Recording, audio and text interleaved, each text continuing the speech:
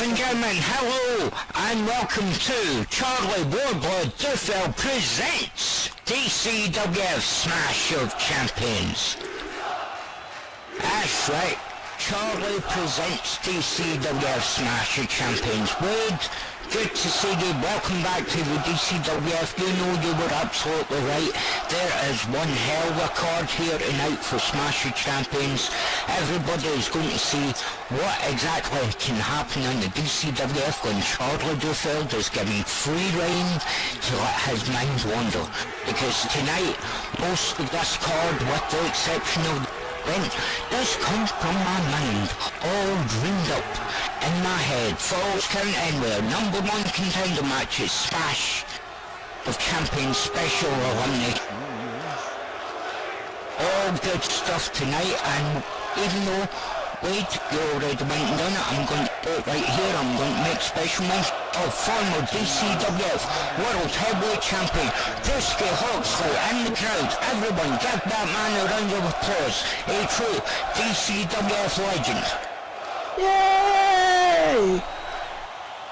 Let me also remind the crowd that the voice is for the DCWF staff and commentators only during the show. So please turn your mics off and enjoy the show. Now, obviously, I could spend all night here stroking my own ego, but like I said, the card is very great, so I'm just going to say I hope you all enjoy tonight's show, especially the elimination. Everyone, have a good one. I will see you all later.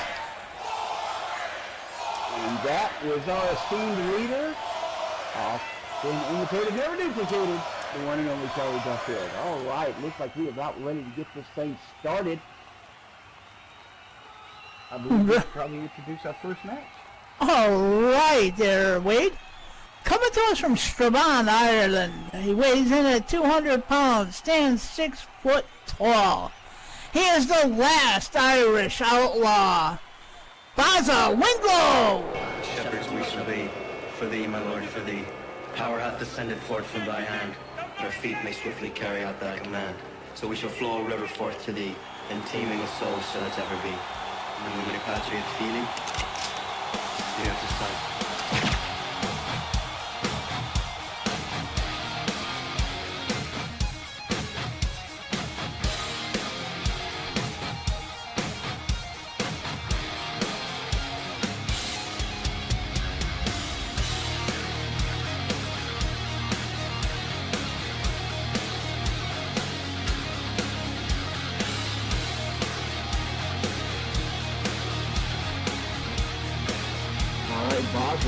Coming out now, and you can see he's up in that ring. Bob has got a lot of owner built up. He's got a lot of stuff to get way back for. This should be a very, very good match. There is a special stipulation to this match, too. All right. His opponent today coming in from Los Angeles, California. He weighs in at 236 pounds. He stands 6 feet 2 inches tall. He is the man, Michael Thomas! It is a special stipulation that falls count anywhere. Yes, indeed. That's right, folks. It could be over there with y'all. It could be over here on top of us. I hope not on top of us. At the back of my head. It could be out in the street. It doesn't matter. Wherever they fall, they fall. I got a feeling they're going to fall hard. Nothing can break me down. Don't you know I got a plan. I know the direction. Oh, and right off the bat, we don't even let Michael Thomas get into the ring. Baza Winglow over the top rope as he spears into Michael Thomas, driving him into the ground. The tope con high-low executed as Michael Thomas. Some of the rage already and just pounding the living daylights out of Michael on the ramp. Baza Winglow wasted absolutely no time. He doesn't even give a chance for that bell to be rung. He is going right after Michael Thomas. And Jesus, it looks like he's trying to end the man. There doesn't seem to be any wrestling going on here other than enough to get him to do as much damage as possible to Michael Thomas. Well, the other thing you haven't seen was the both of them have been speared off that stage. Baza sending Michael Thomas into the barricade. Michael Thomas slamming up against that metal barricade. Oh! Michael Thomas coming back off of it now. And he catches Baza. Michael Thomas grabbing his second win. Looks like maybe he's getting his wits back about him, bringing that momentum from Baza Winlow. And these two are just going to go at it. I mean, I wouldn't be a bit surprised if we need a casket after the end of this match. One of them. That's the idea behind it. These two really, I mean, when you talk about no love lost, that doesn't even come close here. These two, I mean, I don't even know how to say it. Being arch nemesis isn't enough. I mean, these two truly want to end the other's life. Nasty knee to the face right there from Michael Thomas as he slams his knee into the nose of Baza Winlow. Baza coming back up as Michael goes to pick him up. Baza with that eye rake. And now Baza tries to take control of it. One more time, I'm not even going to call it a match. It's a flat-out fight, y'all. There ain't no wrestling match going on here. This is a straight-up street fight, and these two are going at it to kill each other. And the match hasn't even officially, the bell hasn't begun yet, rung, so. Well, they never made it to the ring. I don't know if they ever will. Like we said, falls count anywhere. I don't know how That's right. And over the barricade goes Baza Winlow. He waited for Michael Thomas to stand up. Baza going right after Michael Thomas as he sails over the barricade right there. And they're going right after her.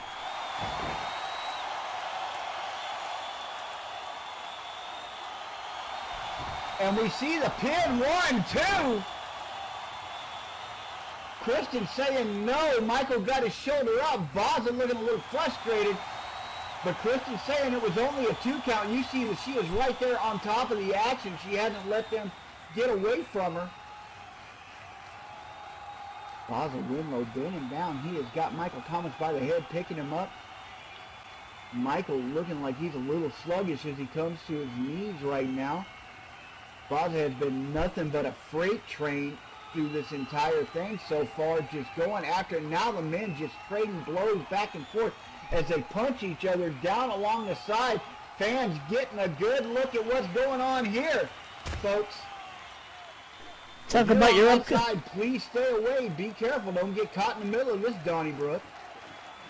Talk about your up close and personal wrestling event.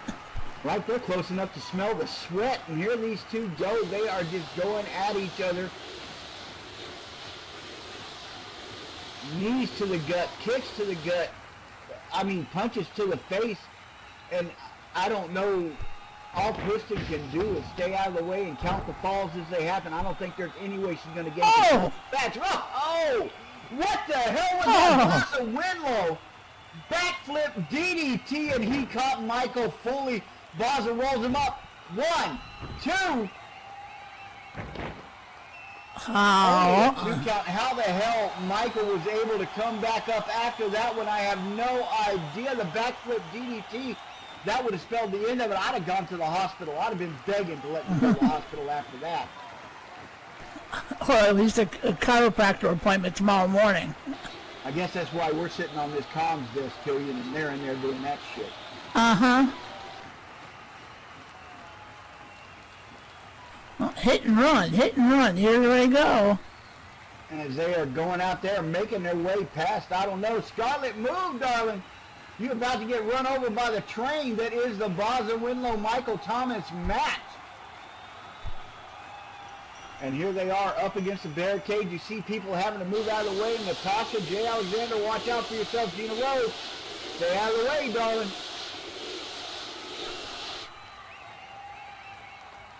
They run out of the way, I mean.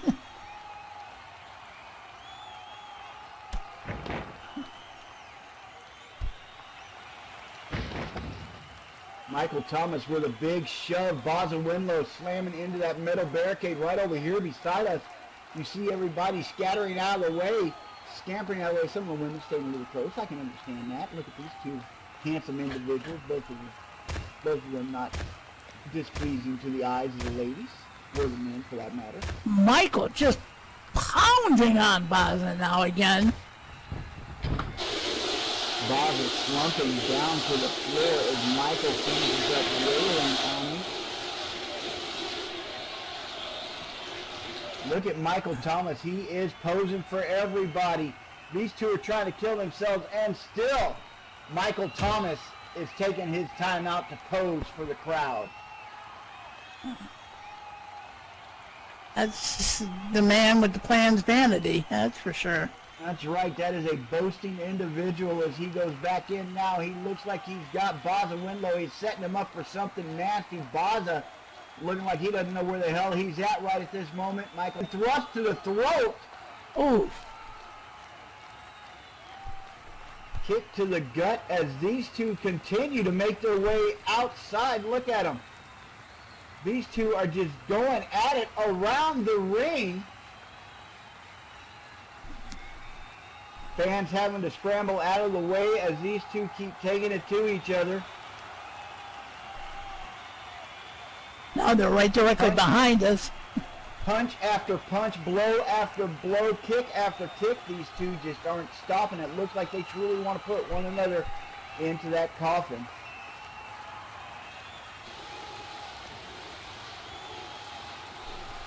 It's hard to tell. I don't think either man really has the upper hand at this moment. Such anger, so much fury going into this.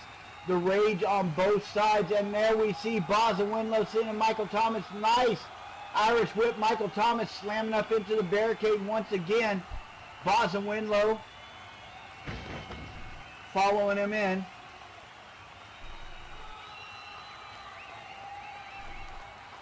Watch out, fans.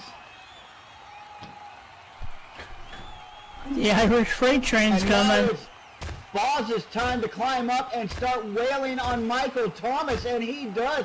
He has Michael pinned up against that metal barricade, and he is just going to town on Michael's face. And buddy, those aren't open-handed hits. He is punching the crap out of Michael Thomas right now. Those are definitely closed fists. Michael Thomas shaking. And Baza backing up, Oh, charging in. Big Yakuza kick, and down goes Michael Thomas.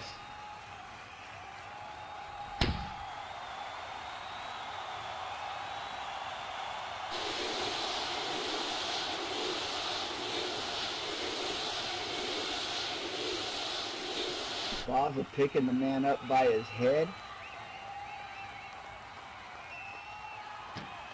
Oh, Michael comes up swinging that leg, but Baza caught him. No, Michael's got an answer for that. Monkey flip. He sends Baza Winlow over the barricade as Michael Thomas had a little plan going on there. Thought Baza was going to get him, but no. Michael Thomas with the monkey flip. Baza flung over the barricade back next to the arena side. Michael Thomas looks like he's backing up, preparing for something.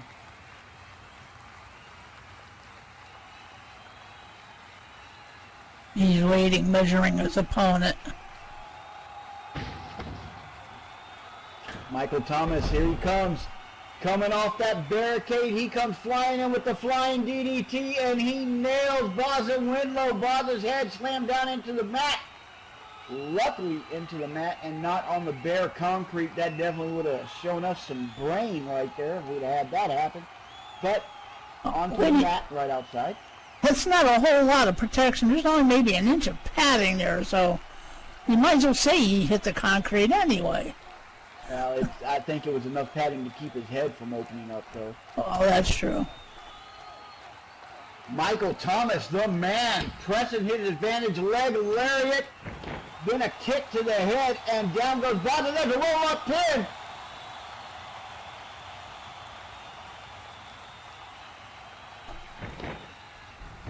We got a 2 count out of that one.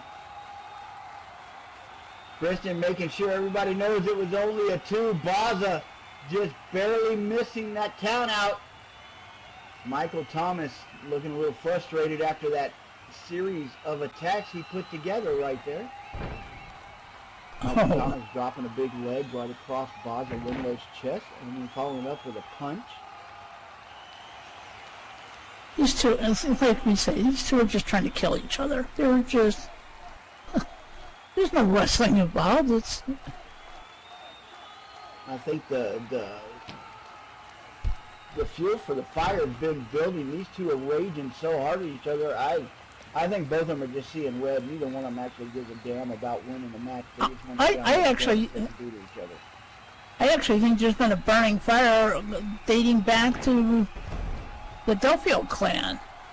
Maybe Michael Thomas going in for Baza Winlow, surprising him as he comes back, a standing double foot stomp right into the belly of Michael Thomas. That was a couple of ribs bruised or cracked right there. That have already been damaged by Baza once with the spear. All right, looks like Baza's getting ready to set Michael Thomas up. He reaches down, he grabs his foot, he starts to drag him out. Then he begins to kick on his leg. We know these wrestlers are very good at targeting one part of the opponent's body, and it looks like Baza Winlow is going to go to work on Michael Thomas's left leg there. Oh, the catapult, and that sends Michael Thomas right into the metal stairs and over it. Michael Thomas bouncing off that metal staircase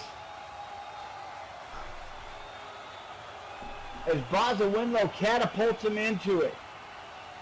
Our nice steel stairs becoming useful to Baza.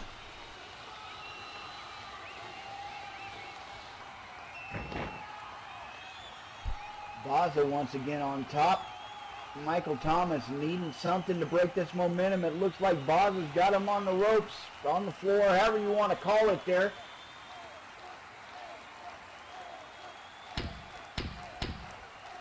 And now Baza picking up Michael, a series of knee strikes to the face to drive him back down into the mat. Still, they haven't made it into that ring. I don't even know why we got it out there. We should have just moved it and let him have the entire stadium free. Really? As you see, our referee, Kristen, she is right on top of the action, not missing a single beat here.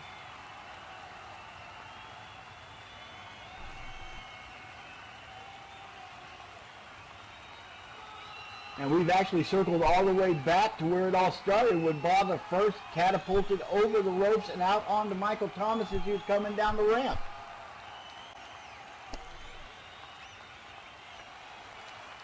Well, we've gone full circle all the way around the long way. All right, Michael Thomas getting hit with a series of head smashes into the floor of the ring right there. I think Baza's just softening him up for something worse. Looks like he's got something in mind as he grabs Michael Thomas and brings him over towards that middle barricade once more. Oh, the snap suplex into the middle barricade. There's a chiropractor out there that's wringing his hands right now, ladies and gentlemen. Somebody's about to get rich off this match. Yeah, really. Michael Thomas in excruciating pain as his back is slammed into the top of that metal barricade. What do we got? Baza Winlow coming over here.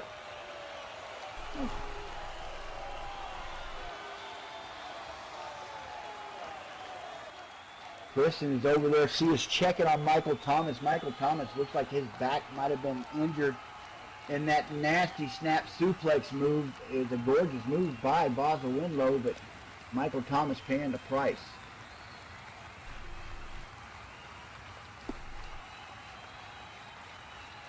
Baza wants to come over here and start bitching about how Killian pronounced the place he's from. I don't know. Strabon.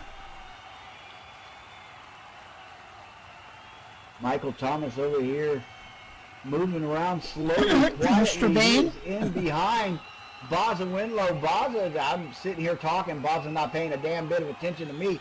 Or else I tell him, look out behind you. No, Baza, keep yelling at us for something stupid. let Michael Thomas come up behind you like that. And there we go, Michael Thomas with that nice surprise move. Even though I tried to tell you, Baza, to turn around. Michael Thomas, the final cut. Down goes Baza. Michael Thomas goes to Just stomping on him right next to me. And for those of you who can't hear it, it's getting really squishy over here.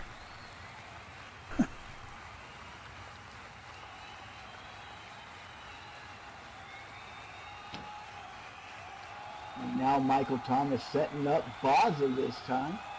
That final cut is usually an ender for anybody. And Michael Thomas is just going to try to keep punishing him after that. Oh, look at that. Baza firing back. Not Sending- quite done as he slams Michael Thomas into those metal stairs once again. Big Irish whip sending Michael Thomas into that steel staircase. And then Baza comes up after him, the SS Destroyer. And down goes Michael Thomas. I'm not exactly sure what just happened. That thing looked nasty, and it looks like it took the toll out of both of them. Even though Baza was the first one to slowly start getting up, Michael Thomas was out for the count. Oh, here he comes.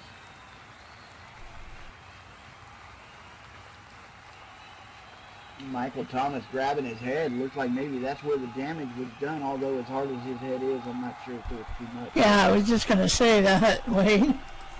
Michael's been known to be a little thick in the skull. God, I hope so after that. Michael's still fighting back, though. He keeps blocking him. Waffle ass and diamond face. That definitely sounds something along the lines of BJ and the Bear. Maybe we got to get that one going. Here we go. Oh! Baza Thomas picking him up. Baza Thomas with the pile driver. On the steel stairs. Baza Winlow taking Michael Thomas with a pile driver straight down. 1, 2, 3, and that is it. Baza Winlow winning the match after a vicious pile driver onto the steel stairs. And Baza is not stopping. Baza is continuing to attack. He is continuing to rail on Michael Thomas. Our feet may swiftly carry out that command. So we shall flow a river forth to the... He's trying to finish the job he started.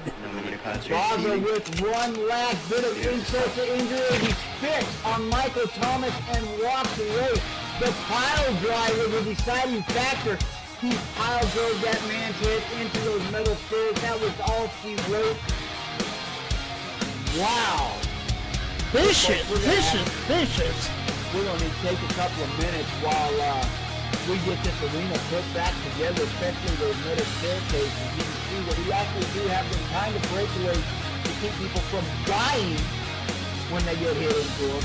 But still, they hurt like hell and need to be put back together. All right. Michael trying to figure out which way is up at this point. I don't know if we can start out any better than that. Holy shit.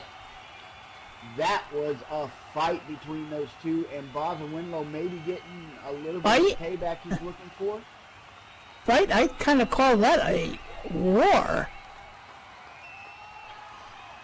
And may I remind everybody that not once did either one of those wrestlers set foot in the frickin' ring that we got set up for them. And it's a beautiful ring. They didn't even say, oh wait, I'm sorry. That's where Baza launched himself out of.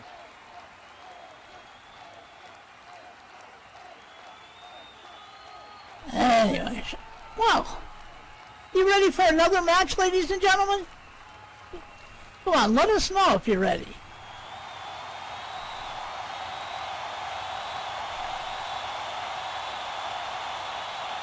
Well, the fans are ready. Diamond Face. I like that one, Drewski. You got me on that one. That one made me laugh. I like that. Waffle Button Diamond Face. That definitely needs to be a show on. Oh, and look who our referee is on this go-round for this match. The lovely Erie has come in to join us. Look at her. I believe, no, she wasn't demoted.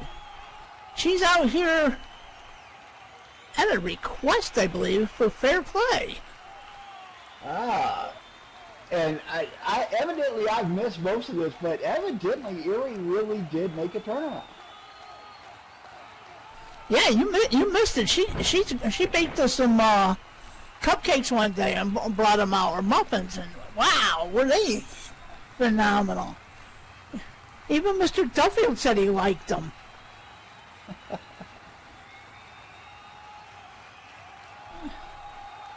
But anyway, I digress. I think it's time to call out the next match. Okay, coming to us from Orlando, Florida, weighing 130 pounds, standing 5'6". The Black Swan, Brooke Owens.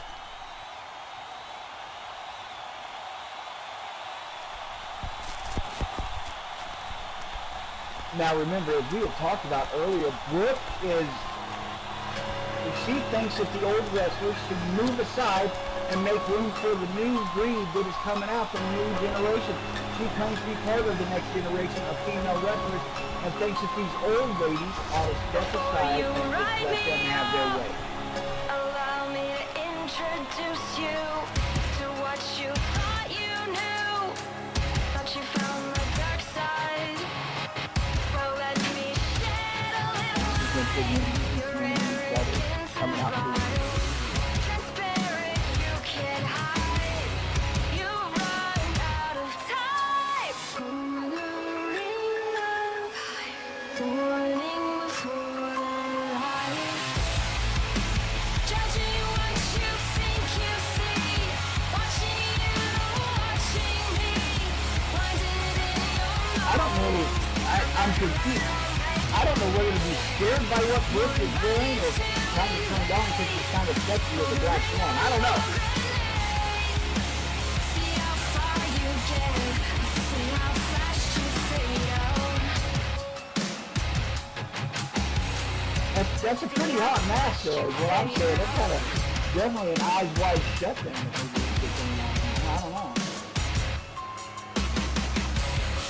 You should sleep with one eye open. And as you let it be known that the old timers ain't quite ready to step out of the way yet.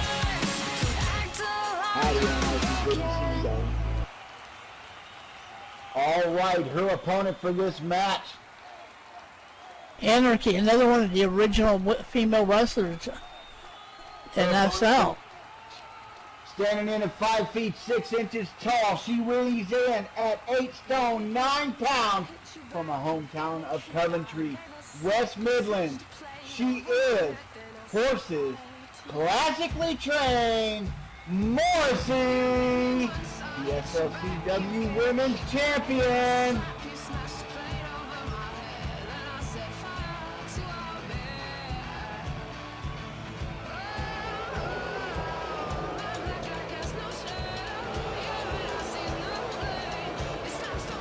Alright, folks, as we see them making their way to the ring, we see Horses Morrissey as she is carrying that title with her. This is a title match, y'all. Brooke Owens going for the gold. Horses Morrissey refusing to let go of it. So, let's see what happens here. Horses Morrissey, Brooke Owens, title match for the SLCW Women's Championship title.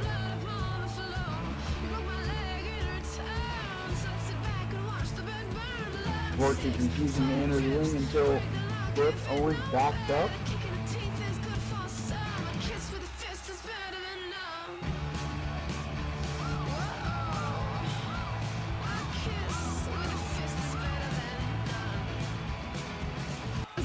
She'll tell you all everything you ever want to know about Horses Morrissey. You got Make sure you have a movie van to take the copy home with you. She does keep adding chapters to that thing, doesn't she? That's an understatement. I forgot what the last chapter number was. I heard about it. I think it was 700 something. Horses on horses. After all, who could be more of an expert on Horses Morrissey than Horses Morrissey herself?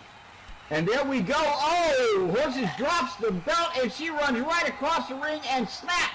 Brooke Owens right across the face. Brooke not expecting that. She falls back into the corner. Horses Morrissey She's got that smirk on her face right now as she caught the youngster unawares. Of course, as Morrissey showing that the OG still have a little bit going on. I don't know if the OG wants to poke the young brat that soon. All right, it looks like Horse is getting reprimanded by Erie. Remember, Erie and Horses used to be friends. Not so much anymore Yeah. since Erie had her change of heart. And there you hear the ballet coming right across one more time. Horses Morrissey. Big spear into the gut of Brooke Owens. Horses Morrissey wasted absolutely no time to get this thing started. She was like, okay, maybe the bell didn't ring, but now it has.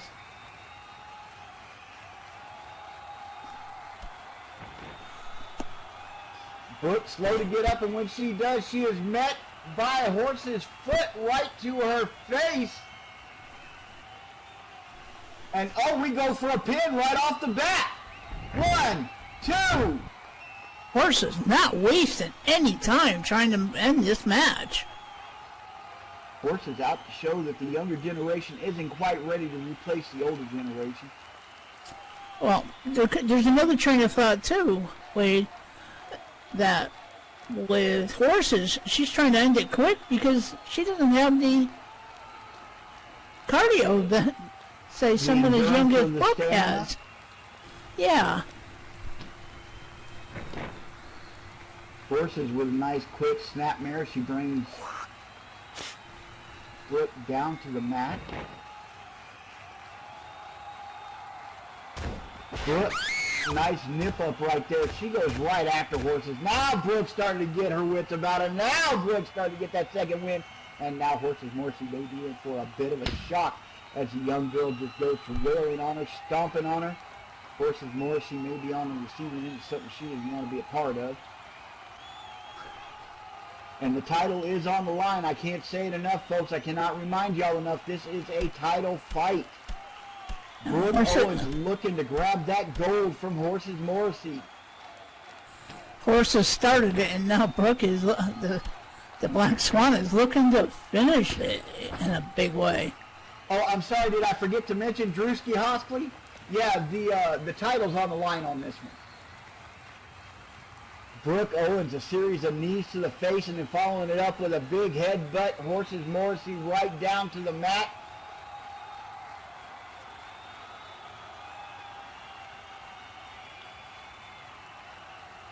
Horses Morrissey trying to make her way over to the side, and she gets there. Brooke Owens she's shooting off those ropes as she comes after Horses Morrissey. Horses out onto the arena floor. Smart move by the veteran right there. Get out of the ring. Keep the damage from happening. Horses Morrissey following her over the top rope, I believe.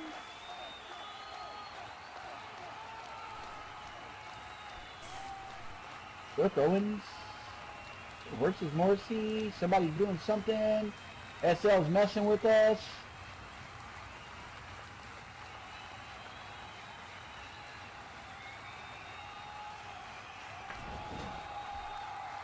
All right, Brooke Owens, now she's shooting off that other rope. And here she comes, flying over the top rope. She's going to come over with that tope con high-low. Horses Morrissey looking up to catch a face full of Brooke Owens' ass as Brooke Owens nails her with that tope con high-low over that top rope. Horses Morrissey down hard. Brooke Owens back up on the apron. Brooke getting ready to pounce again. Horses Morrissey, a face full of Brooke Owens' ass, and I don't think Brooke is done giving it to her. Brooke, beautiful shooting star, and she catches Horses one more time.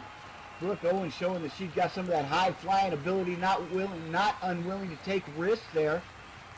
Two very risky maneuvers, and both of them paying off for as Horses Morrissey takes the punishment.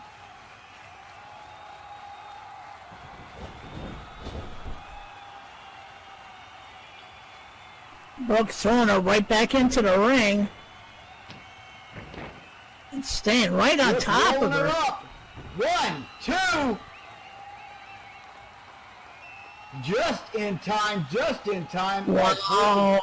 Able to get that shoulder up. How the hell she was able to do that, I have no idea. Brooke Many Owens- years of ring awareness. and just complete total instinct right there, Killian. I mean, they Indeed. train. Their bodies are so ingrained with keeping that damn shoulder up and getting it off the mat.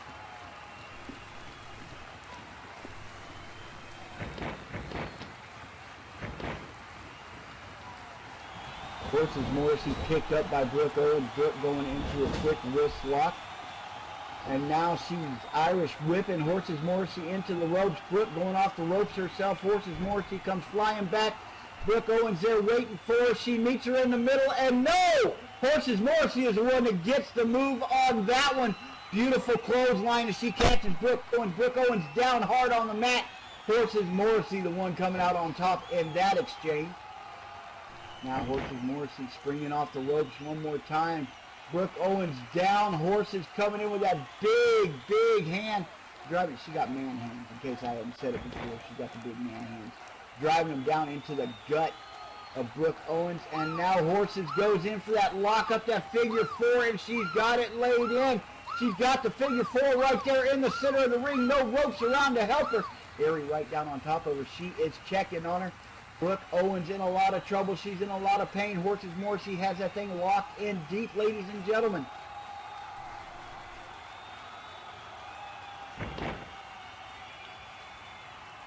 Brooke Owens not even going for the rope. She is going for the break, and that break will do as much damage to the one holding it as it was done to the girl being in it. Brooke Owens able to get that break. Horses letting it go quickly, knowing how bad she can get messed up by that break. Smart move by Horses Morrissey. She is up and out. Brooke working to get to her feet. Brooke, she is definitely favoring that leg right now. You know that knee barely able to be used. And Brooke coming in as Horses goes up to the top rope. Brooke comes in on her and kicks her off of it. Horses right down on the outside. Brooke Owens coming in with that super kick. Kicking Horses Morrissey off the top rope.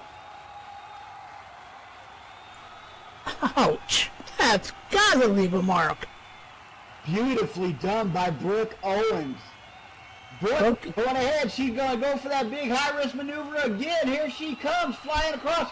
And nobody home. Nobody home as Brooke Owens came flying over the top.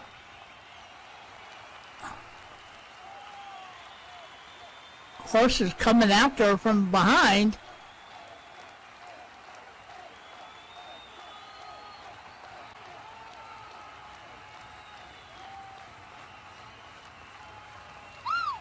Horses Morrissey with a big chop block to the back of Brooke Owens' knee, and she is still working on that leg. Horses obviously been around the game a long time, folks. She knows how to take apart a wrestler, and she is doing it right now to Brooke Owens. Yeah, she doesn't even need the manual to take a wrestler apart. Absolutely not. Kick to the left leg one more time, a little bit more softening up. Horses Morrissey up on the top rope. She comes flying off there with a big, looks like a splash as she lands hard on her, rolls her up. She's got her pinned. Erie is right there. 1, 2. And no, Brooke Owens still with enough in the tank to get her shoulder up. Only two. Wow. You couldn't gotten much closer than that. And as you stated earlier, Killian, I don't think Horses Morrissey has the stamina, the endurance to keep going like she is. I think this is where the advantage may go to the younger Brooke Owens. Oh, She's got indeed. a bit more fire left in her. Horses picking up Brooks. Horses with that big chop right into her neck. Brooke Owens firing back, and now the two ladies are just trading blows right there in the center of the ring. I mean, at this point, Brooke has nothing to lose. And everything to gain by just throwing herself at Horses.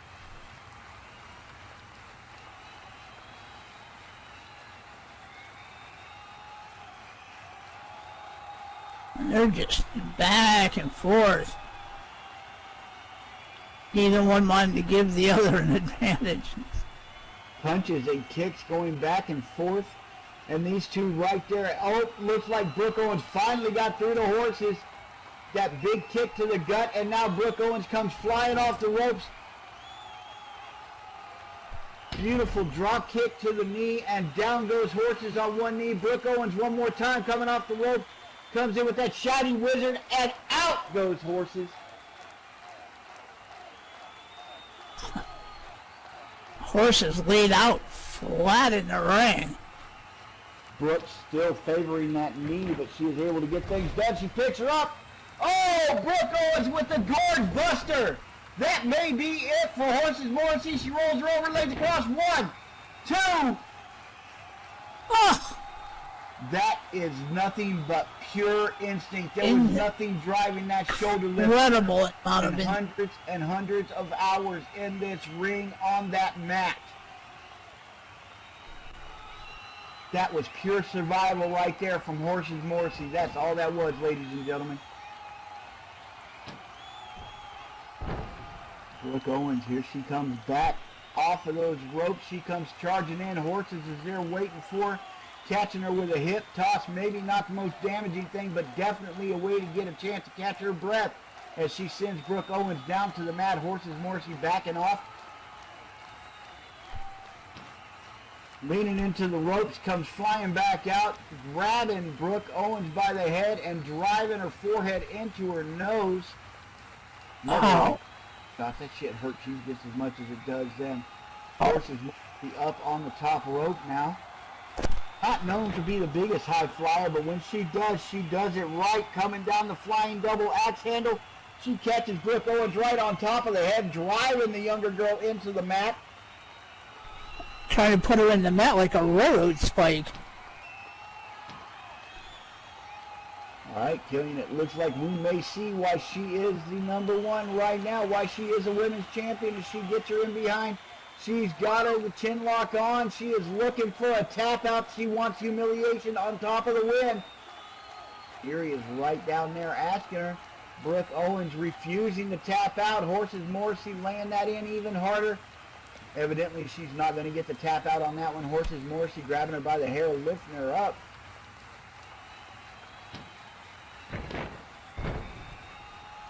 Lady Godiva's tax protest. There we go. She hits her with it. That's one of Horse's biggest moves. And there we go. We got her laid out. 1, 2. And no, the youngster still able to come back.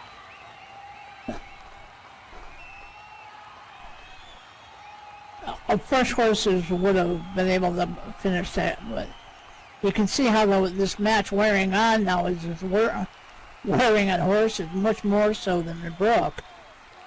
You can definitely see Horses breathing heavy, very heavy as she keeps going, and I can't say I blame her. I mean, damn, it's not like there's been a non-stop action going on in that ring or anything.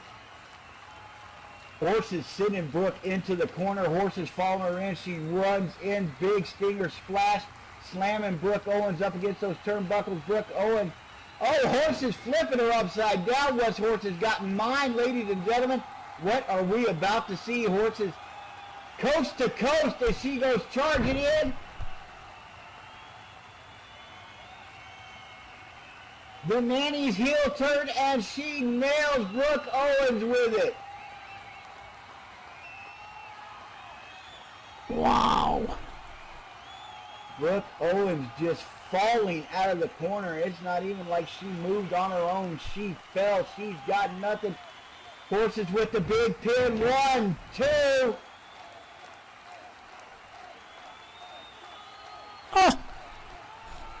So close. So very close. I wanted to call 3. Horses wanted a 3. Erie wanted to call the 3, but Brooke Owens able to get her shoulder up.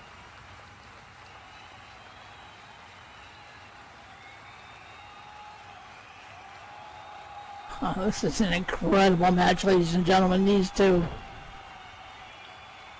Oh.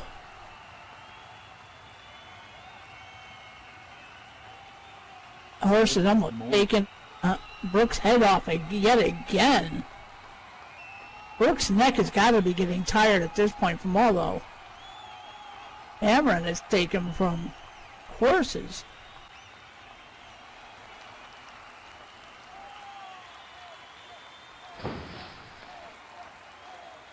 Horses backing off onto the road, coming off. Oh, Charging in, however, Brooke was playing a little bit of possum right there.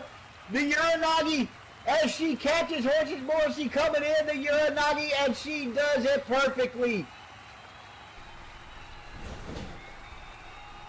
Brooke Owens showing that the youngster's got a little bit of wrestling knowledge there.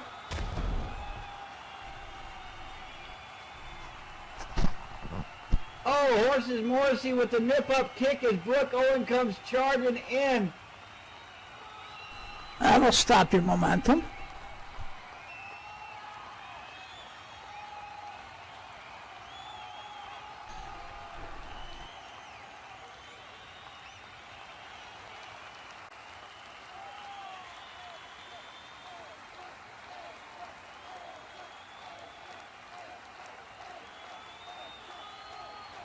Looks like Horses is taking a moment to catch her breath.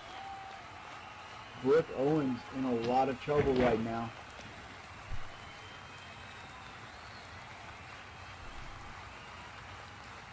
Brooke back to her feet. Horses down. Brooke with that gorgeous nip-up Hurricane Rana. She caught Horses off guard. These two ladies are letting nothing be held back. These two are just going right at it. And now we see some of that high-flying maneuver as Brooke Owens goes off that top rope, springboarding back off of it. The springboard stunner, and you saw Horses was dazed. She was out on her feet. And Brooke rolls her up. 1, 2. Oh. Oh. Oh, so close.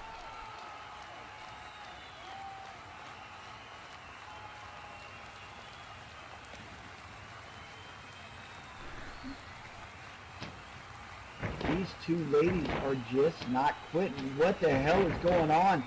What is happening here? The Romero setup. Oh my God. She's got it in. Horses, look at her. She is in excruciating pain. As Brooke Owens stretches her out with that Romero. She's got her up. She is pulling her. We're looking for a tap out. We are looking for a tap out. Horses Morrissey refusing. The pain is written across Horses Morrissey's face as she is caught in that Romero special. You can hear her screaming.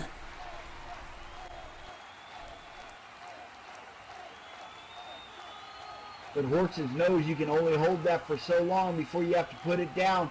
All Horses had to do was survive through the initial pain, and she did. No tap out there. Brooke eventually had to let it go, and now Brooke picking her up from behind. The backstabber as she drives her knees through Horses' back. Got to be real careful with that one. That's a good way to pop a lung. Or if you miss it, you could wind up getting pinned.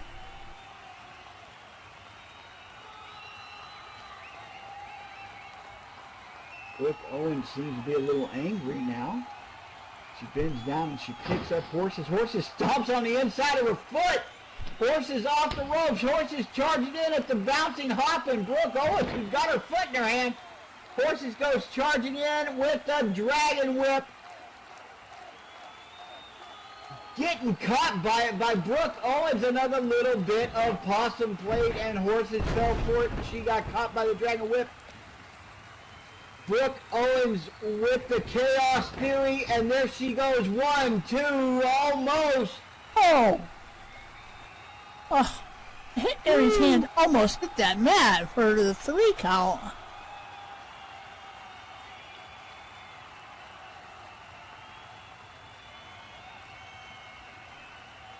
I don't know how much I've got left in me, and I'm not even in the ring. These two ladies, how the hell they keep going on.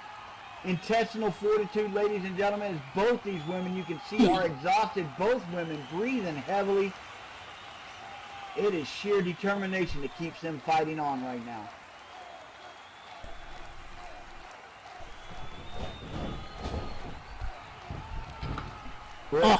Horses into the corner. Horses running in there, getting slammed into the corner. Brooke comes flying across. She goes coast to coast on her. She comes running in and gets caught by that big boot of Horses Morrissey. But it's not enough to stop her. Oh, Horses bringing Brooke up to the top rope and then coming out with the matchbook, with the Coventry plunge, and now she goes for the matchbook pin. 1, 2, 3.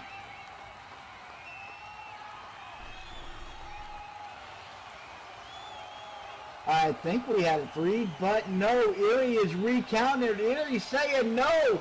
Erie looked up at the last moment to see the Horses Morrissey had her feet on the ropes. Erie trying to keep this match on the up and up.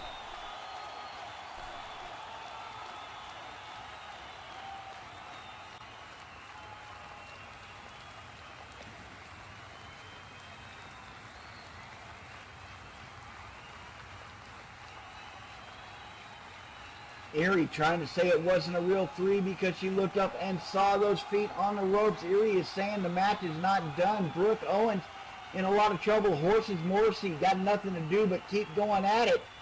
Evidently Erie's not going to change her mind. This match is still going, ladies and gentlemen. For once, a referee doing her job here.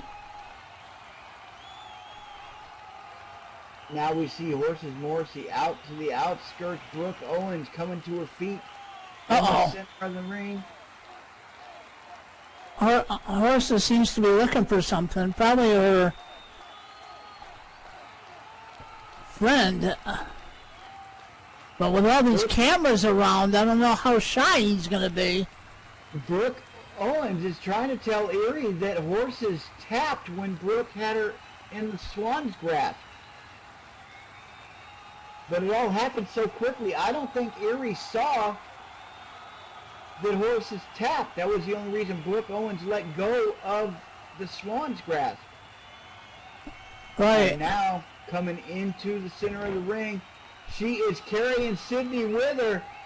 She comes after, swinging it, and no, Brooke Owens rolls out of the way. Erie getting caught from behind. Sydney Bear taking out Erie.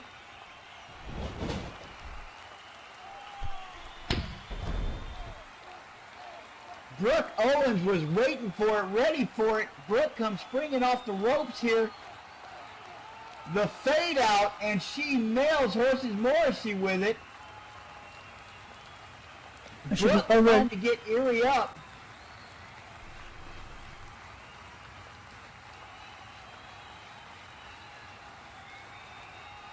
Erie slowly coming to her feet. She is, not even to her feet. She's coming to consciousness. There she goes, crawling to her knees finally. Brooke Owens continuing to do the punishment on Horses Morrissey, and she's doing it hard. The Swan Lake Destroyer nailing Horses Morrissey. Brooke Owens over for the pin. Erie up. She looks shaken, unsure where she is. Meanwhile, we got Brooke Owens laying across a laid out Horses Morrissey. I'm counting to 10 right now as she's got her pinned down.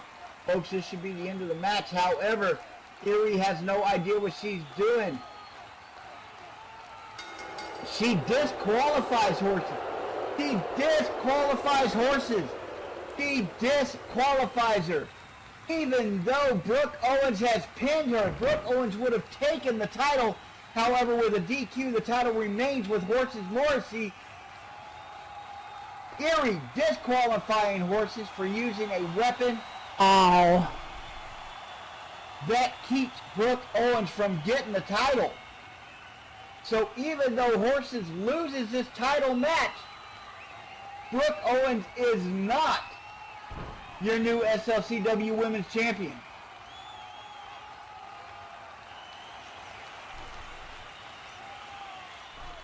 Brooke Owens fought a hell of a match. Brooke Owens stood toe-to-toe with one of the best in the business.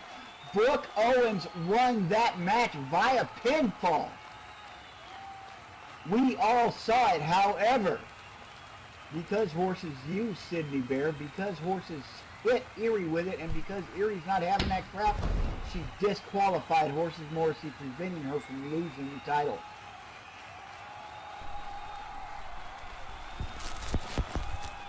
Your winner of the match, ladies and gentlemen, Brooke Owens. However, she is not the new SLCW Women's Champion.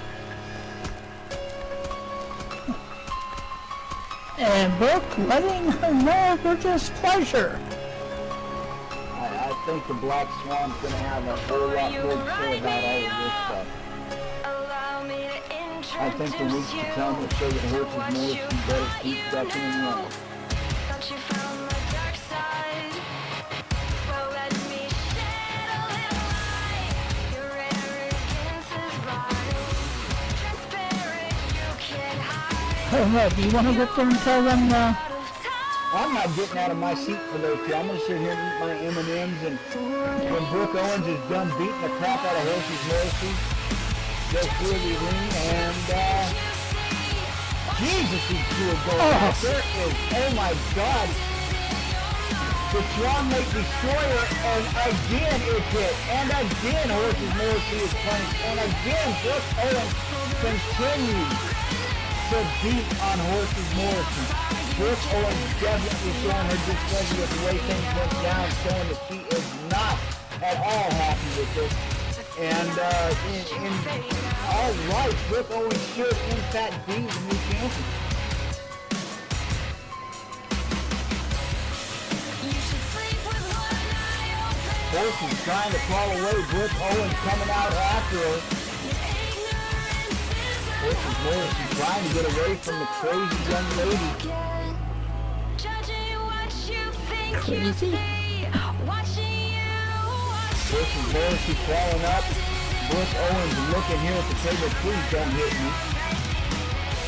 Brooke Owens winning at her. This is not over. Brooke Owens wants that title. I think she's going to make a shot at it. I think that was kind of I don't know. There were a couple of times, I mean, Brooke Owens had Horses Morrissey in the Swan strap. She claims that Horses Morrissey tapped out. It happened so quick, I don't think anybody saw it, but she's claiming that Horses Morrissey tapped, which is why she was doing a Swan strap, which ended up leading to Horses sliding out of the ring, Horses grabbing Timmy Dolan, and got things fired afterwards. well, ladies and gentlemen, There's that damn bear laying there in the center of the ring still. And what the hell is this? this, ladies and gentlemen, is the chamber. This is the chamber. This is the big deal. This is the big fight, right? We're going to start off with the men's chamber match. To be the men's.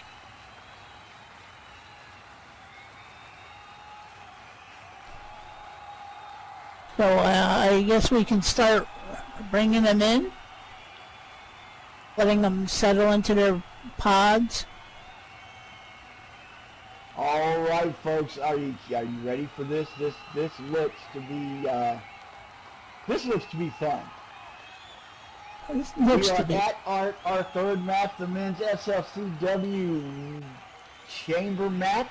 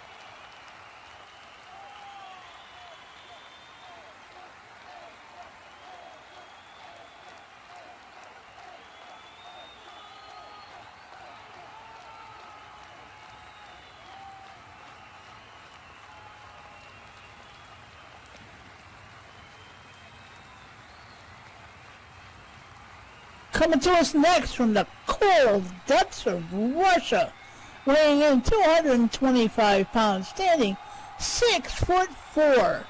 He's the Mad Russian, Sergei Kuznetsov. I can't even believe you could pronounce that last name. That's awesome. Well done, Killian. I'll give you M&M's for that one.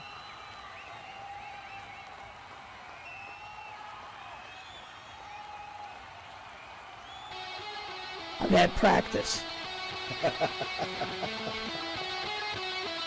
Мама, я прошу, не ругай меня, если я ложусь спать в начале дня. Я открыла дверь, он в нее вошел. Жизнь моя теперь — это рок-н-ролл.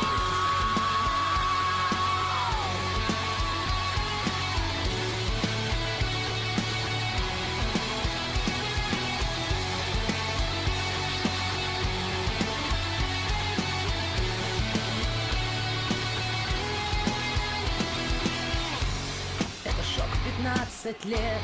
Это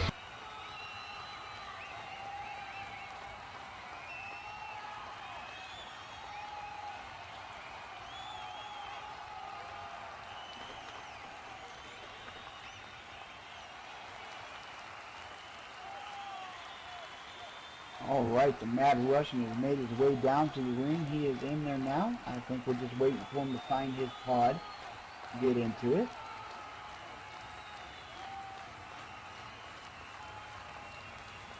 All right, our next opponent from the hometown of Las Vegas, Nevada, standing in at 6 feet 9 inches tall. He weighs in at 225 pounds. He is Ace, the Gambler, Nightfire.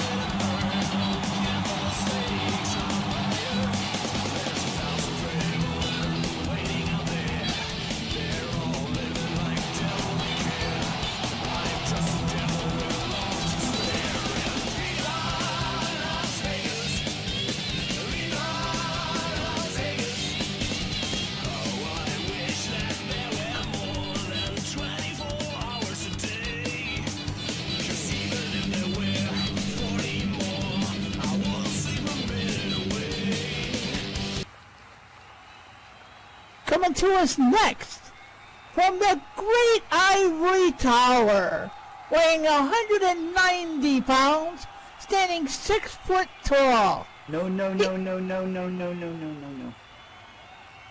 No? No, no, no. Back up. Oh?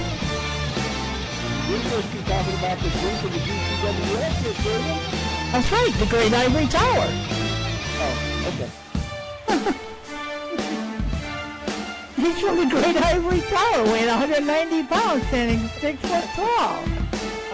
He is the Duke of the DCWF, Sparkles Von Quinworth. I just wanted to make sure you said that again, just so he can get his props out there. You know, we got to get the Duke his due, I guess. Well, I could have said the Duck of the DCWF. Sparkles Von Quackworth. No, I wouldn't brutalize it that way. I show Sparky of the measure that he deserves. All right. Also from the Great Ivory Tower. Oh, wait a minute. He is tall enough to wiggle. He is heavy enough to jiggle. He is Hot Jiggler.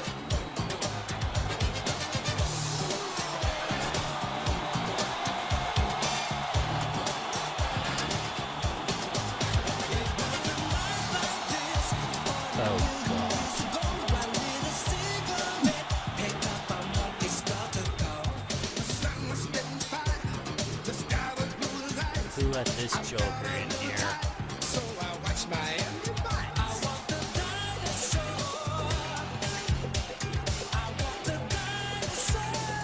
I'll give you 3 guesses, Duke. And lastly, coming to us from Death Valley, California, weighing 325 pounds, standing 6'10". He is your SLCW Men's Champion, the Omen, Damian Crooks. Dude, I still love this music. I really do. This music is just awesome. No, I want to get the tune from my my song list. Right?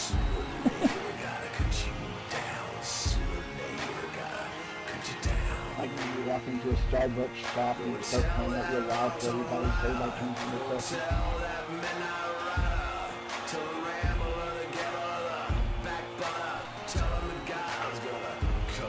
Dude, he is still just a beast. I don't know how many times I've watched him in the ring, and every time I'm still just like, holy crap, I don't want to meet him in the dark alley. He's one of the 3 biggest men in the DCWF. Well, I mean, like, you could see Bear coming down. You wouldn't be like, okay, I'm going to run from this guy. You can see the inmate. You wouldn't be, okay, I'm going to run from this guy. Damien, you turn around and just start running for no reason at all. I'm out of here. Take a powder. See ya. Bye. I don't know what's happening here, but I want absolutely no part of it. I'm out. He just has that kind of presence about him. Okay, so what are the rules on this thing there, Killian? I don't know anything about this.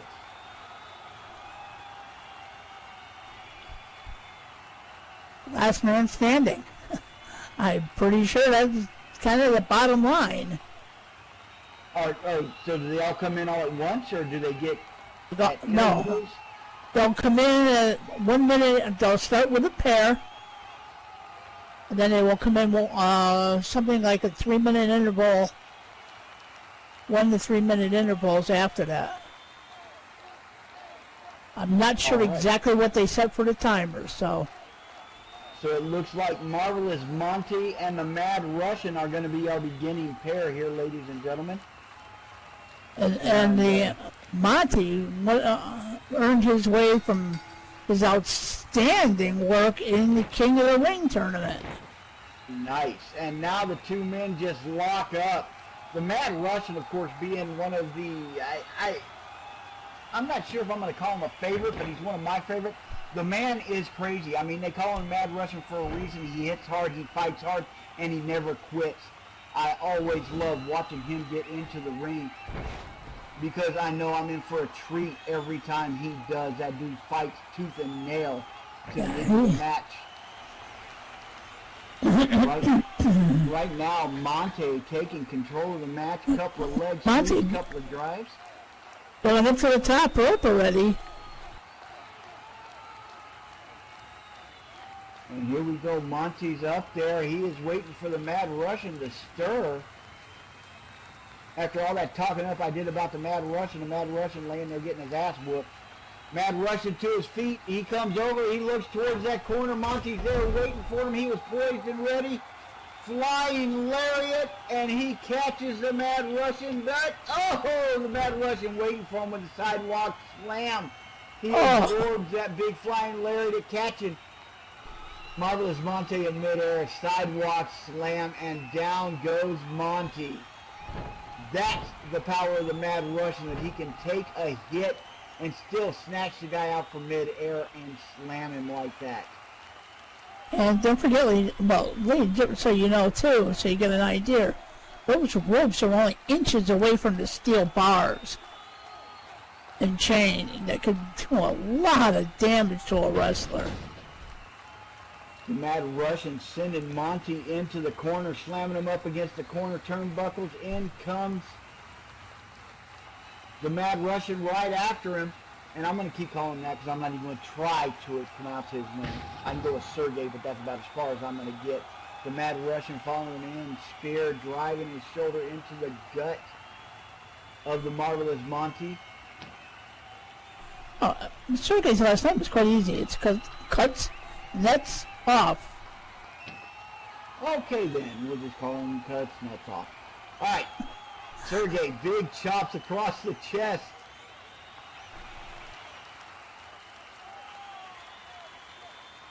Or the Russian K, whichever is easier for you. The Mad Russian's the easiest thing for me to call him. He brings Monty back out of that corner. Possibly, but Snap suplex to get Monty out of that corner, and Monty laid out. The Mad Russian standing over him right now. when I first saw the Mad Russian, I mean, he was like a bear. I mean, he looked like a bear until he started trimming down his back hair and what have you. Oh, swinging neck breaker. Monty getting caught with that, taking the full brunt of that one. 1, 2, 3. We have our first elimination.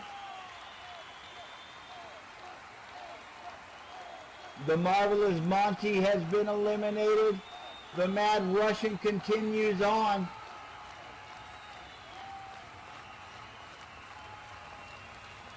The Mad Russian sending him off with a big wave and a smile.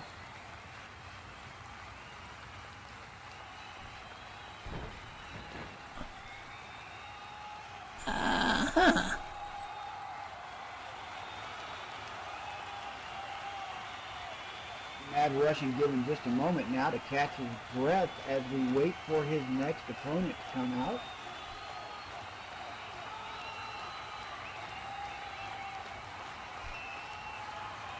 And it looks like his next opponent is going to be the Gambler.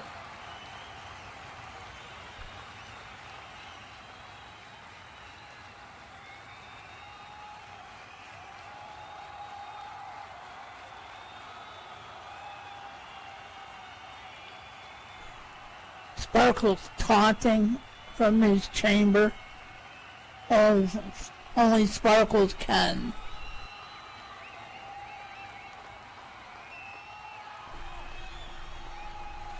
Ooh!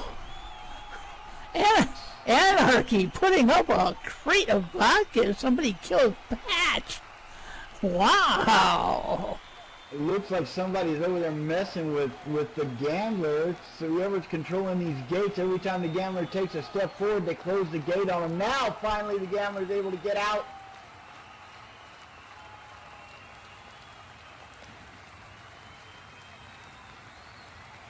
The Mad Russian watching him as he moves around.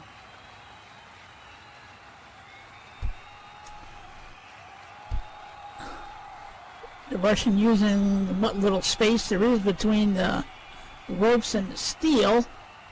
And it looks like he's going, oh, it looks like, what is Ace doing? Ace is over there at Sparkle's pod. Ace is jaw-jacking at Sparkles. Meanwhile, the Mad Russian comes out after him and starts beating on him. The Mad Russian doesn't give a damn about who's pissed off at Ace. The Mad Russian wants to fight, and he is going to take it to somebody if they don't bring it to him. Huh?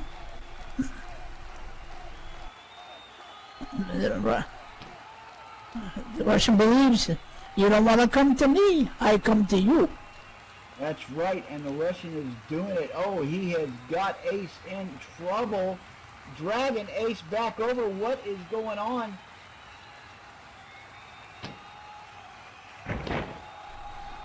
As the Mad Russian lifts the Gambler and then drives him with the sickle. He just buried him into the ring. 1, 2, 3. The Mad Russian continues on as he takes out the Gambler without even breaking a sweat on that one. Oh, look who's in the ring. And how we got, oh my goodness, look at who's coming in, like Jaden said. No.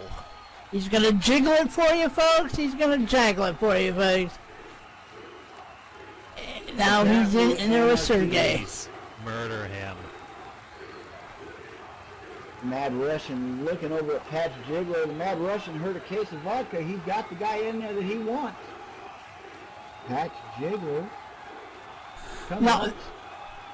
that last match we just saw also. Come on, boy. Come on, boy. How you say that in Russian? Come on, boyski. I will double that case of vodka if you murder Patch right now. That doesn't sound like he's got many friends out here right now. Right off the bat, the Mad Russian, a spinning punch, and down goes Patch Jiggler. I don't think Patch even knew it hit him. The Russian dropped the hammer on Patch Jiggler, and Patch is down. The Russian not happy. The Russian with a big elbow drop into the gut of Patch Jiggler.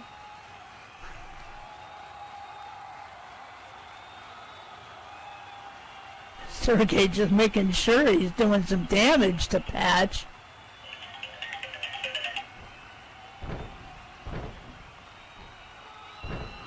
Oh, stomping on his chest and his jaw. I think the Russian wants those two Make sure cases you of spit vodka. on his ashes too, if you do burn him. No love given to Patch Jiggler. I actually kind of like the guy. No love given to him though from these guys.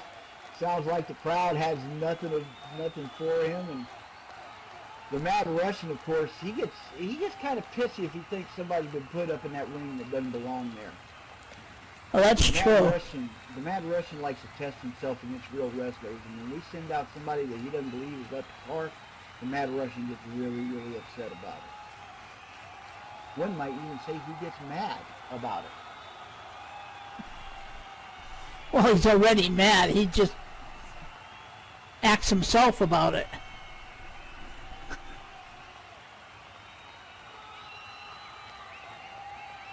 Oh, and it looks like we are bending down. Here he goes. The Mad Russian has grabbed a hold of Patch Jiggler, picking him up.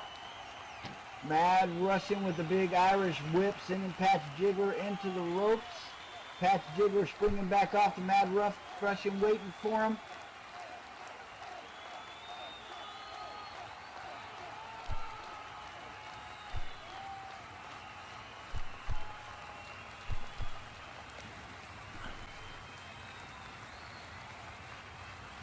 Sergey trying to trap him. I'm in no rush. I'm in no rush. The next pot is open. The entrance that should be coming out right about now will be your Duke of the DCWF, but he ain't getting out there with the Mad Russian right away. Well, I don't think he wants to go in there and be distracted by Patch Jiggler. I think when Sparkles gets in there, he wants to be focused on one wrestler at a time. And on top of that, I don't think Sparkles believes that Patch Jiggler is worth his time. It's kind of beneath him to even face off against Patch. Sparkles doesn't think anybody is worth his time. I'm just saying the Duke, the Duck, whatever you want to call him.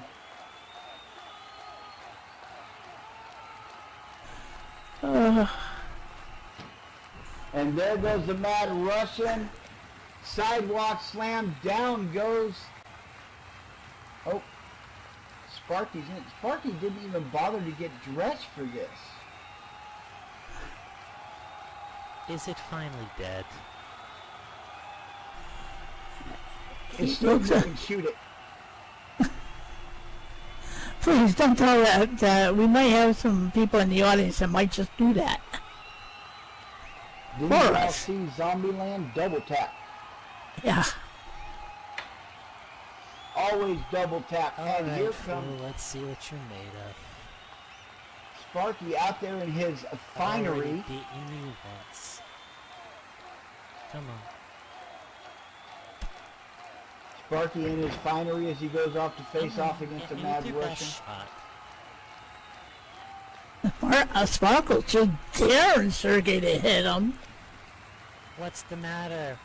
I thought Russians were brave.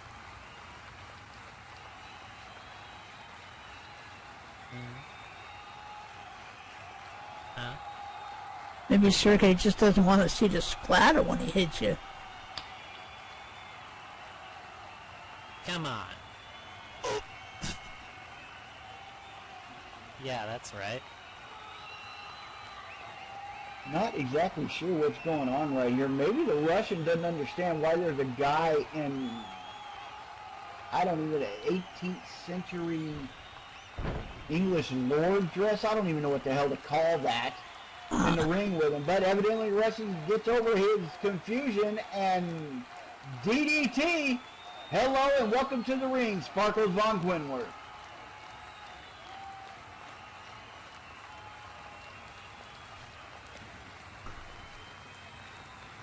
The Duke of the DCWF getting DDT right there in the center of the ring.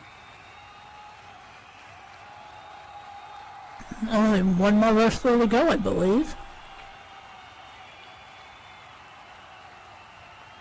Now the Mad Russian has been in there for a while. I mean, He's been in there since the beginning.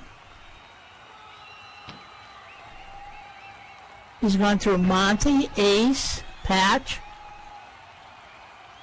Sparkles thrown up into the corner. The only one that actually really even fought back was Monty.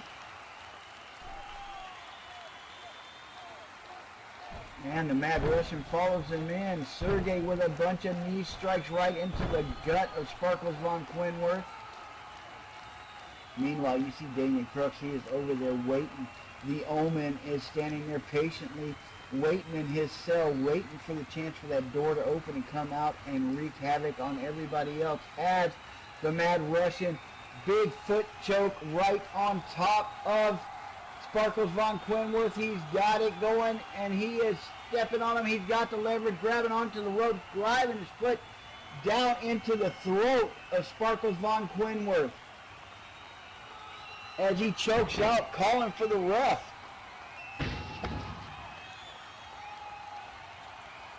The ref reminding Sparkles there is no DQ. The ref has no say in this one. The Mad Russian can keep going on. The only one that can stop him is Sparkles himself.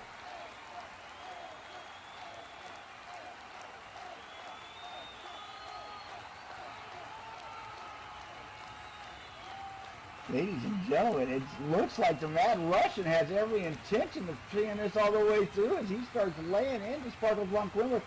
Sparkles always a bit full of himself, maybe a little too cocksure this time as he has taken a beating from the Mad Russian. Maybe Sparkles ought to think about doing some wrestling rather than some jaw-jacking in there.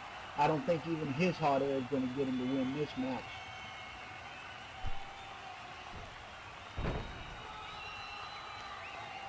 And now he finally fires back. The Mad Russian coming into the corner. Sparkles waiting for him. Super kick. Laying out Sergey. Now Sparkles up to the top rope. Here we go. We're going to see some of the classic Von Quinworth. Big flying splash as he lays into the Mad Russian. Sergey in trouble now, finding a little bit of opposition finally from somebody in this match.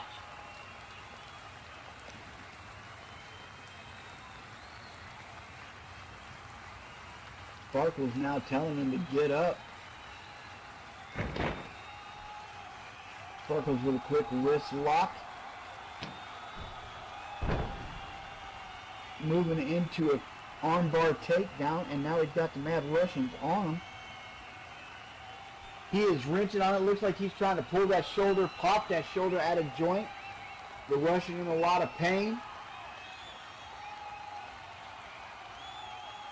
Referee right on top of him, asking if he submits. Sparkles warning him he's going to break his fingers, that the Russian better submit. I don't think you're going to scare the Russian into submission right there.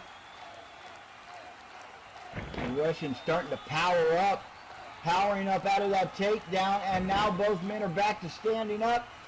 And down they go, the Fujiwara armbar, and now we may see the tap out. The Russian caught in that Fujiwara armbar. He is close to the ropes, but I don't think close enough to reach out and grab him. We are looking for a tap out. The Russian growling. He is yelling. I don't think he's ready to submit.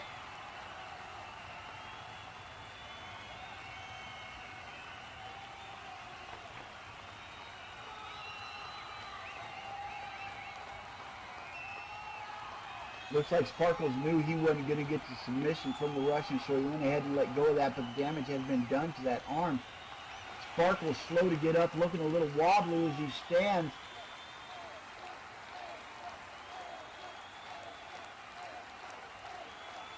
Sparkles showing off that cockiness of his, dictating to the other wrestler how he should be responding to him.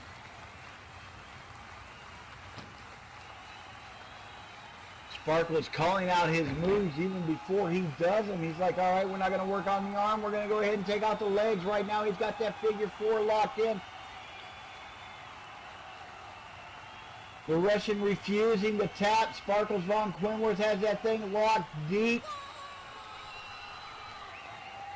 That will pop that knee right at a joint if it's not broken here in time. The Russian still refusing to tap out. The Russian deciding he's going to power through this, and he starts to look at him rolling over. He is going for the break, and he does it. The Russian breaking that. Sparkles held it on a little too long. He got caught by it himself. Now Sparkles having to favor his own knee as the Russian tries to get some feeling back in his leg. Sparkles slow to get up, and you can see he's favoring that knee. However, the Russian has had a lot of damage done to his body so far.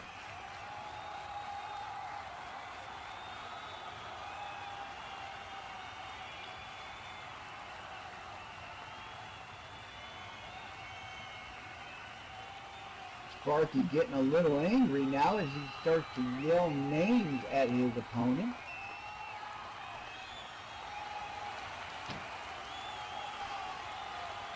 Sergey up right into a big chop from Sparky.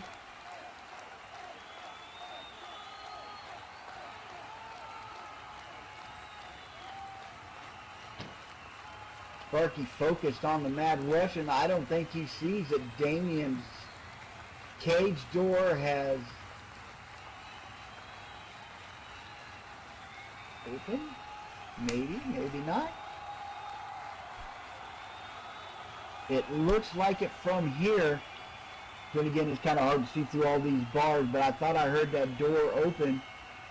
And yes, it looks like Damien is starting to move around in there. Look at him. The big man is coming in. The Omen on the apron. The Russian and Sparky going back and forth. Oh, Sparky gets caught by the DDT. The Mad Russian taking a couple of slaps, getting tired of that crap, and then DDT. Good night, Sparky.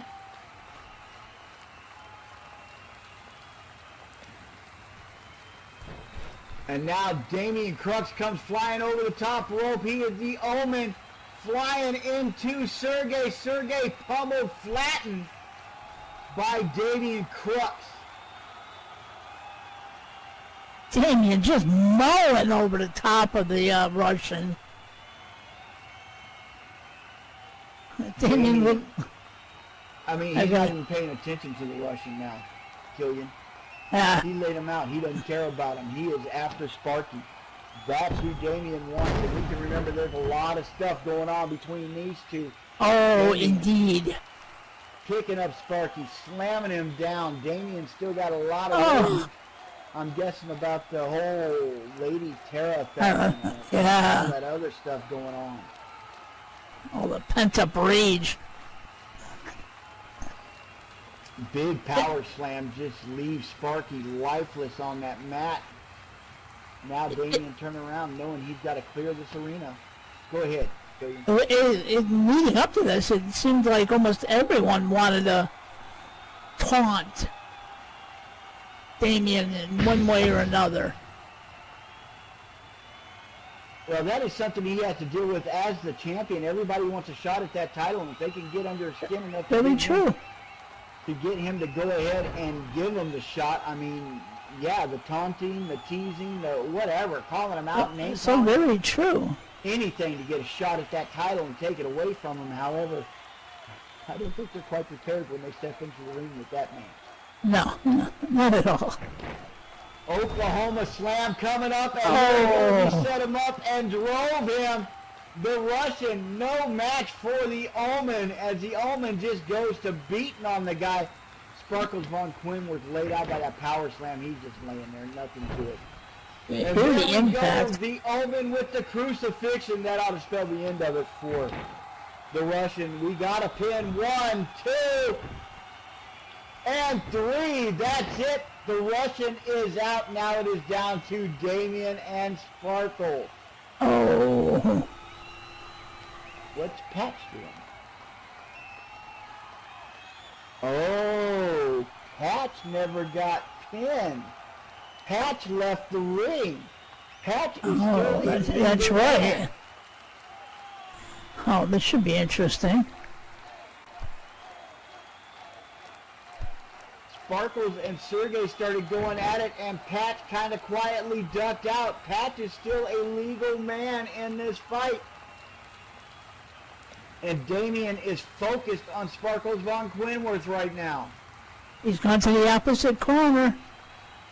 Well, this could bode very badly for Sparkles. Sparkles slow to get up. Damien is concentrated on him. He is focused solely. I mean, he has laser focus on Sparkles Von Quinworth, and Sparkles rises into that corner. Oh. Comes spinning across coast to coast, slamming into him. Then the big bell toss, and Sparkles Von Quinworth is sent flying out of that corner. Oh. The Omen, Damien Crux, is punishing Sparkles Von Quinworth. I'm sure Damien could have ended this a long time ago when Sparkles was laying over here just completely out of it. But no, Damien wants to punish the man. Damien wants to hurt him. We know how the Omen gets when he's got a grudge, and now we're seeing it in full force. Off the rope, Sparkles comes flying back in. Damien there waiting for him. The inverted atomic drop, and Sparkles goes down.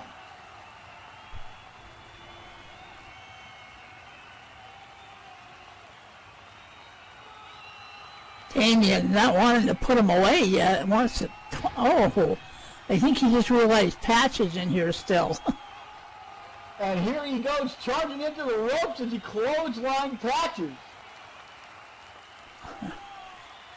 Patch in no man's land between the ring ropes and cage. Damien laying out Patches, then forgetting about him as he comes back in. The King Kong knee drop as he tries to crush Sparkles Von Quinworth's chest. Oh. Another DDT. Another freaking DDT. How many can Sparkles take? 1, 2. We got the roll up, and evidently we do not have the pin. Wow.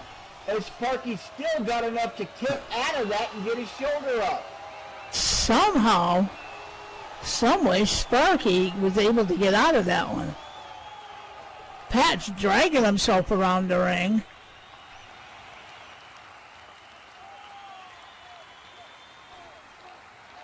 Damien looking a little frustrated, but not too much. He's got that little sardonic smile on his face as he comes in, knowing that means he just gets more time to punish Sparky. Sparky firing back. Sparky with the big low blow, and now he grabs his tights and tries to pin him. 1, 2, 3. Sparky pins Damien Crux. Sparky gets the Omen. A low blow, and he had a hold of those tights. I saw him have a hold of those tights. Evidently, they're Wow. not. This match isn't over yet. There's still Patch out there. Damien has been eliminated. Damien on his way out sends a little bit of how you do to Sparky. Oh, Damien's not leaving. Oh. Damien Crux not leaving, even though he has been eliminated. He is not happy with the way Sparkles did that, and he is letting him know right now in no uncertain terms as Damien goes to wreaking as much havoc and pain on Sparky as possible. Somebody want to get medics? Somebody want to get the medics standing by for Sparky? Damien. Patch, in in for the the ring. Patch in for the pin. Patch going over to get the pin. 1, 2, and 3. Patch Jiggler Ladies and gentlemen, Patch Ziggler winning the... Get out of here. Patch Get outta Ziggler, your new champion. Are Your you new kidding me with this? SLCW champion.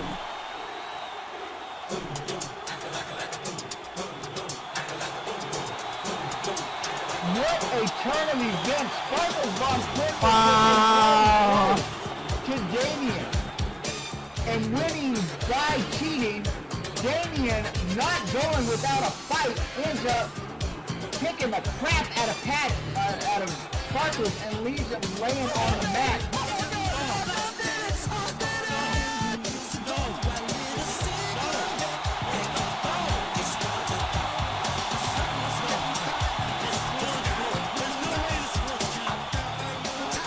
Yes, he is, Circles.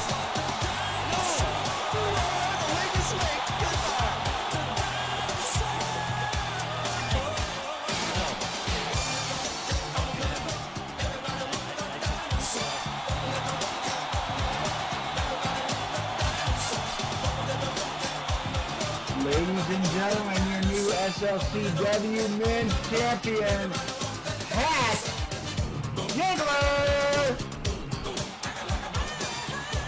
Well done, Patch.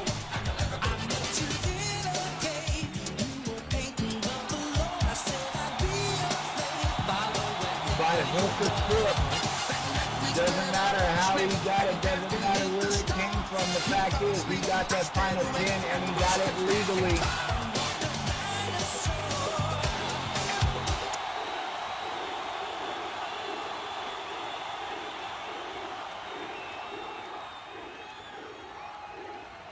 The Omen has lost his title. We've had the changeover now. It now goes to the most unexpected individual to step into that ring, Pat Ziggler. I'm kind of stunned, Killian. I don't even know how to call this one. Are you kidding me? I'm like, wow.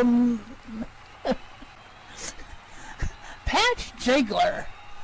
That's the first time he's ever successfully won a match. Okay, I know there's only been a few times where he's ever actually got to do a wrestling move in a match. Usually they take him out long before that even gets to happen. Yeah, I mean, I don't think I've ever seen him do a wrestling move yet, but, you know. Patch Ziggler. Wow. We should make it an interesting chase for the champion now. I mean, there was...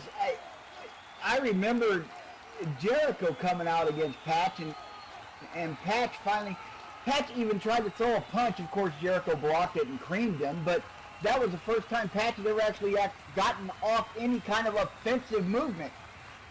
And now we see this right here, Patch Ziggler, the most undeserving, unexpected, I mean, unqualified wrestler in here, is now your new SLCW Men's Champion. Yeah, but Sparkle's not letting up, and he's saying there will be hell to pay. Patch, this ain't over. Wow. You know what? Oh, the strange shit that happens during our FPVs. Let me tell you. Wow, you can say that again. Okay.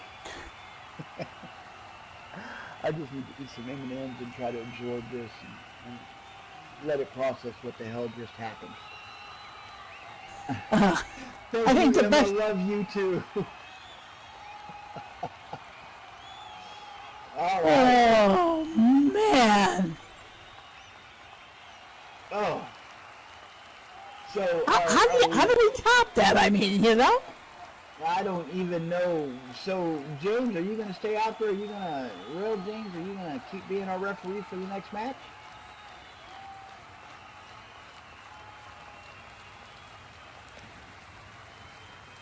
£5 out of Baltimore, Maryland, She is the artist to the stars.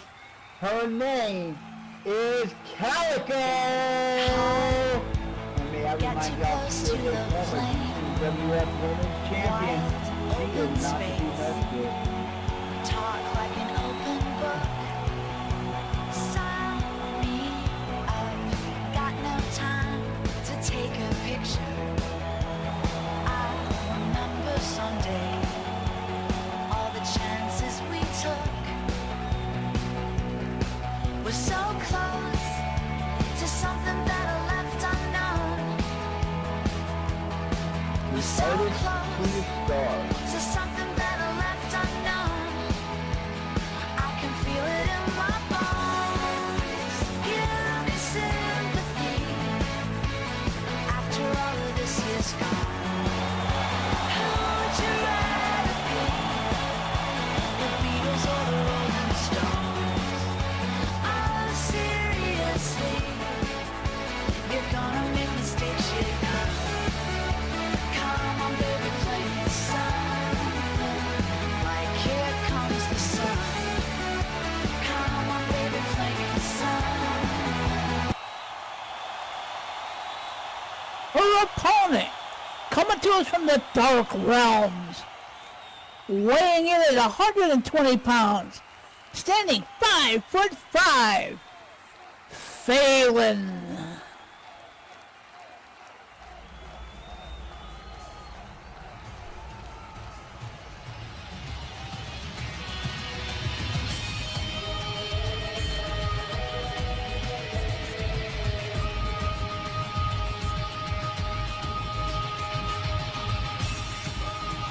Now, Phelan has been telling them, I want a real match. I want somebody that can take me on. Phelan has been on a winning streak that is, it's amazing. Her winning streak is fantastic. And she has been saying, give me somebody, anybody who can take me on, who can show me that this place is worth being in. And now, she gets to face off against a former DCWF Women's Champion. And I believe there is some kind of reward for this. That the winner of this match, something happened. Here comes the number one contender.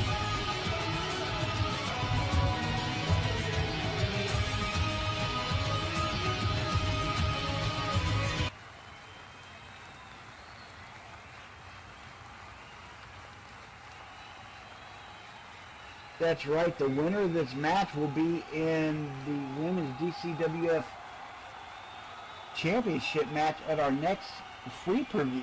Correct. It should be the number one challenger. You see the referee going over there, double checking to make sure neither one of the women got any contraband on them. Not that they have any place they can hide them, but yeah, we got to check. Be sure.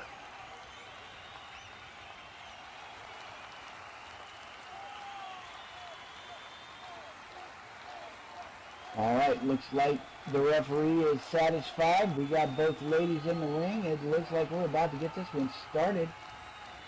Don't blink. Calico is quick. And there's the bell. Calico comes out. Phelan comes out. Both women heading towards the center of the ring.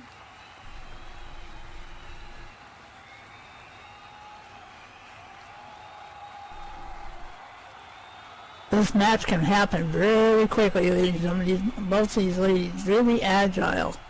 Calico offering a handshake to Phelan. We're going to want to wish her a little bit of luck, a good sportsmanship, sportswomanship going on there. Phelan not having any part of it. I don't know what's going on.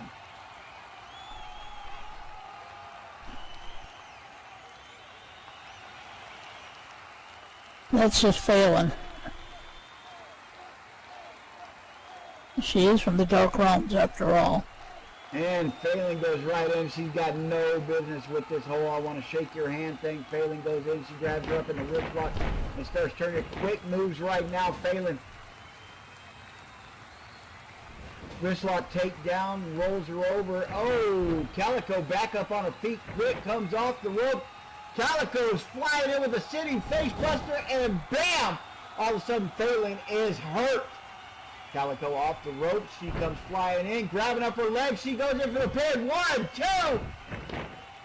Damn, we almost had a quick match as Calico almost pins Phelan with that beautiful series of moves. I told you, Wade, I've seen this girl go before. She's not waiting for anybody. She gets it done. Calico off the ropes again as Phelan comes to her feet. Calico with a quick move right there. Phelan waiting for him. Calico quick to come off the ropes. Damn, these two ladies are just going back and forth. Big springboard, got caught, rolled over, slammed her down. Fireman's carry by Phelan. And now Calico is down, grabbing her back. Ladies and gentlemen, you're going to want to pay attention to this match because it's going to be over before you know it. These two ladies moving quick. Indeed. Calico with the leg sweep. Stomping on the leg for good measure.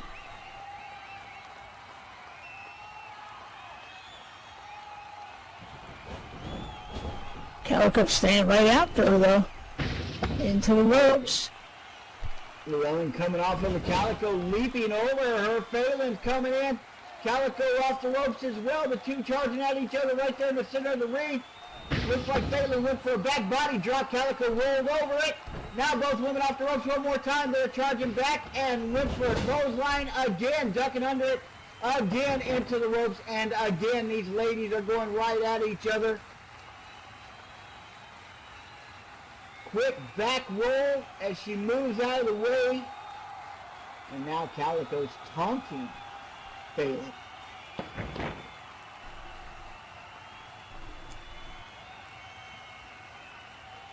Phelan not sure what to do with that as Calico captures her with that move. Again, a quick pin, 1, 2. And no, we're only going to get a 2 count out of that as Phelan kicks out from under. And it's not like Calico even reached over and grabbed her leg. She didn't have a very solid pin there. Now Calico up on the top ropes. Phelan trying to figure out what the hell's going on here, where she He's went gonna wrong. fly. Now Calico's up. Phelan slow to get up as she turns to face Calico. Calico there waiting for her. She's poised and ready. She comes flying off. Calico going in for the flying lariat. Phelan ducked under her. Calico missing, rolling up to her feet. Phelan right on her in the back. Phelan grabbing her from the back. The half and half suplex, and down goes Calico. Such a very quick exchange of moves.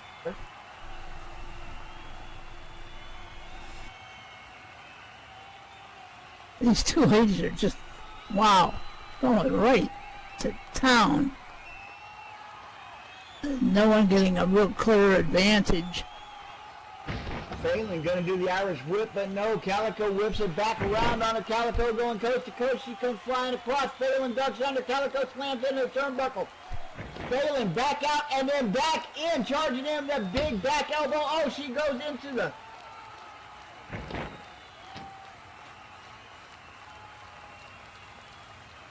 into the corner, moves their beautiful kick to the side of the head of Calico. Now she's laid out. Phelan pulling her out into the center of the mat, and Phelan goes in with that big death lock, and she has it in there. Calico may be in a lot of trouble.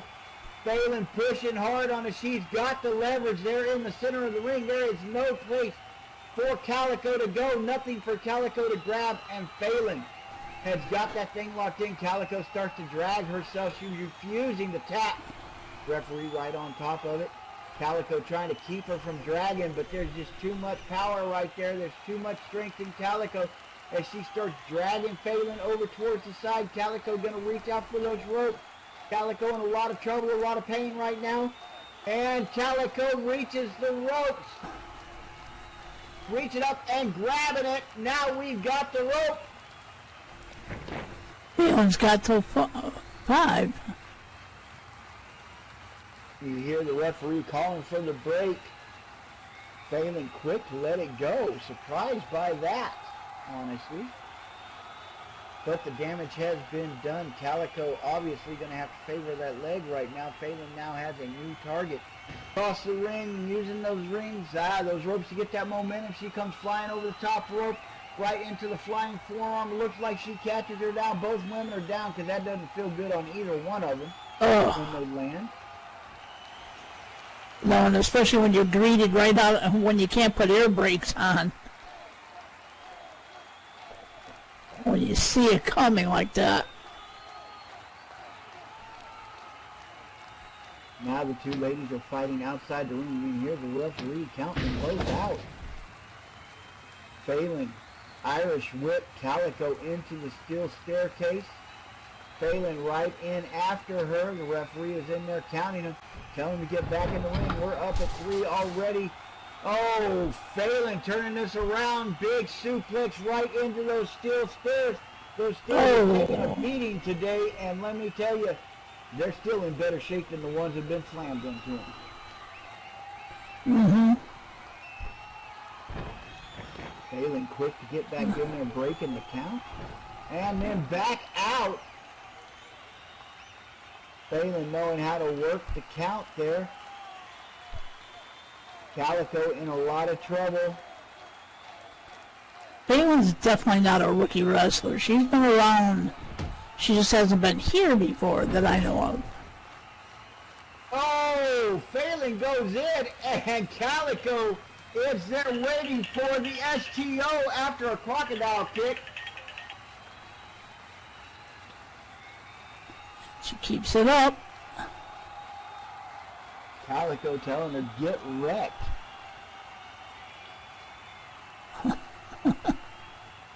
Definitely taking advantage of that steel staircase there, doing all she can to cause as much damage as possible to her. And now Calico tosses Phelan back into the ring. Calico following her on in. Roll up pin, we got it. 1, 2. And no, ladies and gentlemen, we're going to get a shoulder up there. I didn't think she was going to get that pin. She took way too long to get it done. Now Calico up into the corner, and she is taking a moment to catch her breath. Meanwhile, Phelan rolling over, trying to figure out what's going on, trying to get her breath back. Yeah, I stand corrected about Phelan. I was corrected from the archives and back. This Phelan came out of nowhere. She's never wrestled anywhere before.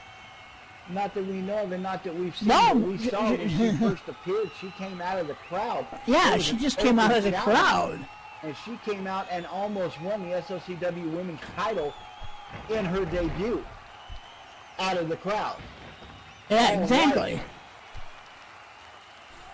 We saw Calico go up. We saw Calico jump. We saw Phelan duck under it and run away. We saw Calico follow her, and now back into the corner. Calico goes in. Big series of moves right there as she lays Phelan out with a kick to the head, and now Calico is pulling her out of that corner. Calico goes for something, but no, she gets a surprise roll-up pin. 1, 2. Woo! Phelan with the small package out of nowhere. She almost gets the win. Wow.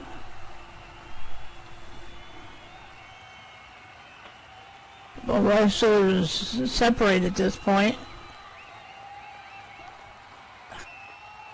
Phelan has that thing locked in deep. Calico in a lot of pain. You can hear her screaming, we want to hear the tap. We want to see the tap. The referee is checking on her. Phelan is wrenching on that, almost ready to pop that shoulder right out of joint. Calico better break it or give it.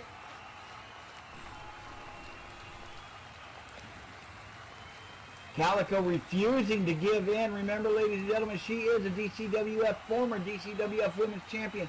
She is not an easy win, as Phelan is starting to find out. Calico dragging herself over to the ropes. Calico grabbing the rope. Referee calling for the break. Phelan holding on to it. We got a 3 count. Finally, Phelan letting go of that, but the damage has been done. You can see Calico. She can't move that arm right now.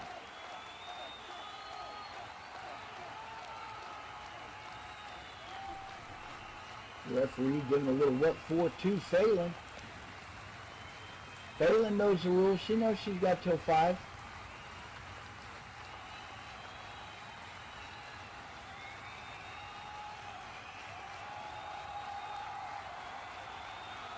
Phelan dragging Calico to the center of the ring.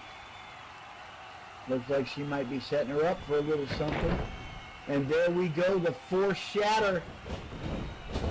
One of the signature moves. She's got the pin. 1, 2. And Calico still with enough to get her shoulder up.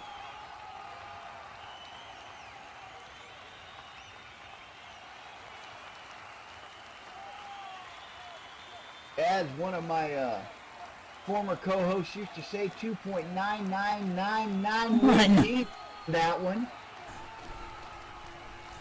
Exactly. That would, you couldn't get it much closer without the hand, than the referee having to call it off, because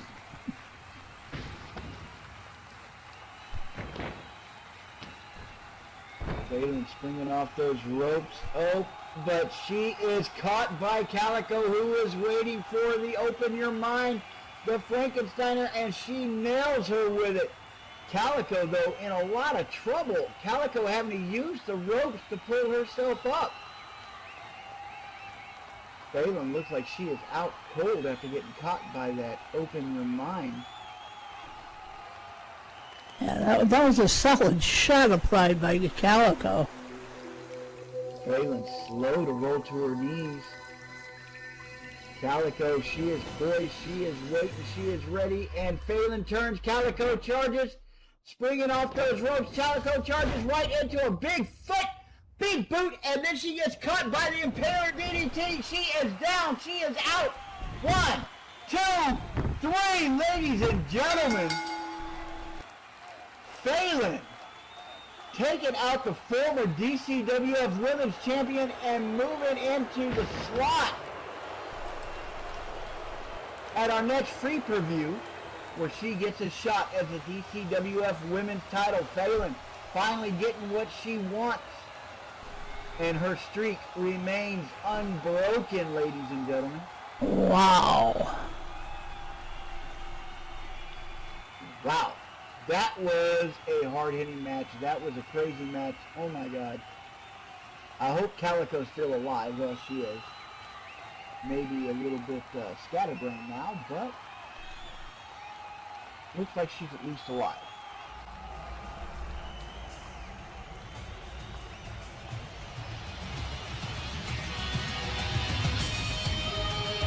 Interesting statement made by Phelan.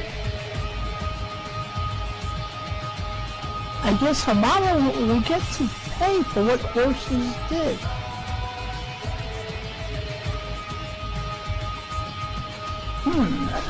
Now that's cryptic. A little bit of something brewing there, I guess.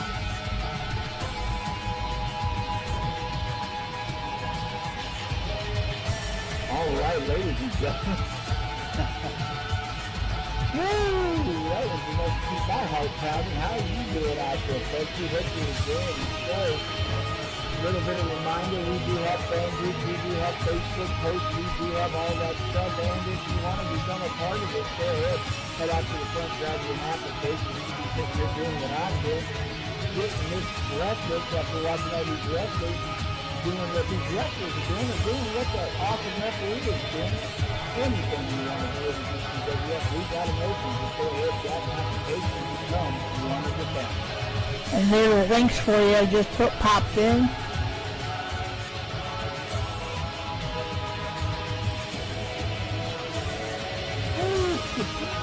I'm glad we need to take a little break right now. I got to catch my breath after that. Really? Damn, that was some quick action. I mean, those ladies were lightning in that ring, in and out of it, honestly. You should. Give me just a second as they lower this contraption once again. I'm going to go ahead and take a drink, eat a couple of M&Ms, and get prepared for our next chamber match. All right. Wow.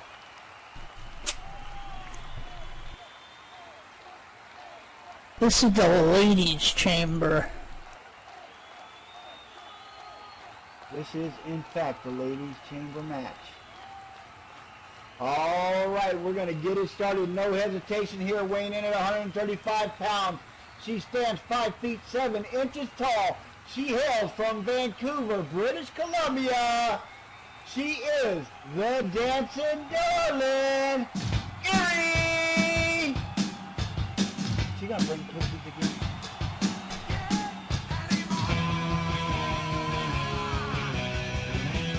You know, I still find it hard to believe that turn.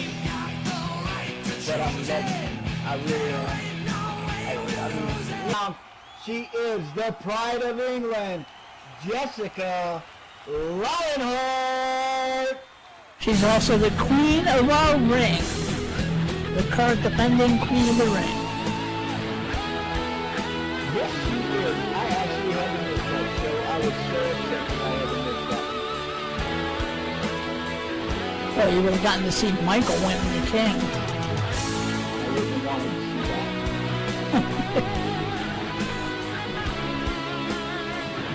I think there's a lot of people that feel the same way.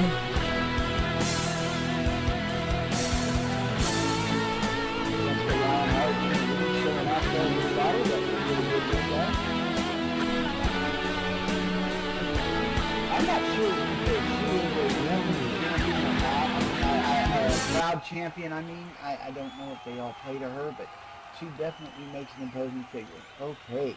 Coming to the ring next from Springfield, Tennessee, weighing 155 pounds, standing 5 foot.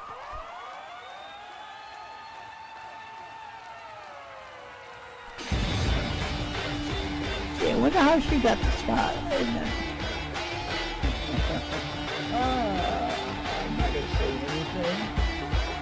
We all know how she got the spot. Yeah, I know. It's not that she's not a good wrestler. Don't ever let it be said that I said that, because Rosamund Duffield is a fantastic wrestler in her own right. All right, joining us in the ring in the chamber match, our next opponent, weighing in at 118 pounds. She stands 5 feet 4 inches tall. She is from Baldwin, Florida. She is Jaxie. Let's get elevated. Venom!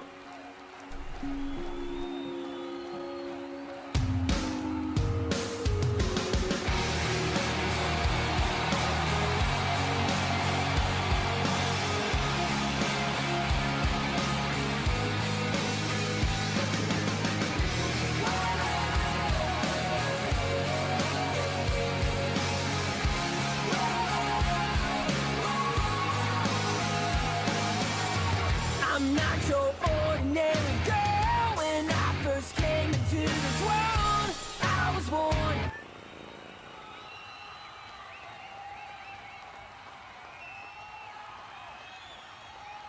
Next to come in from the Raceways of Florida, weighing 127 pounds, standing 5'6".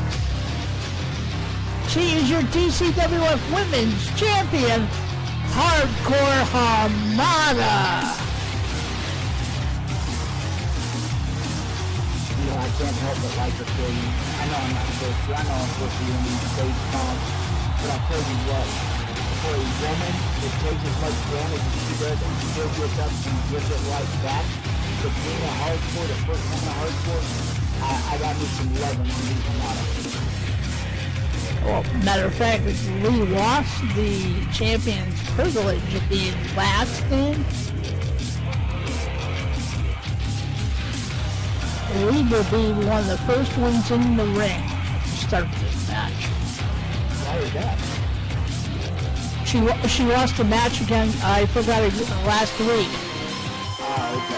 Okay. See, another thing I missed by being out. And it was for the, Okay, it was a challenge put out.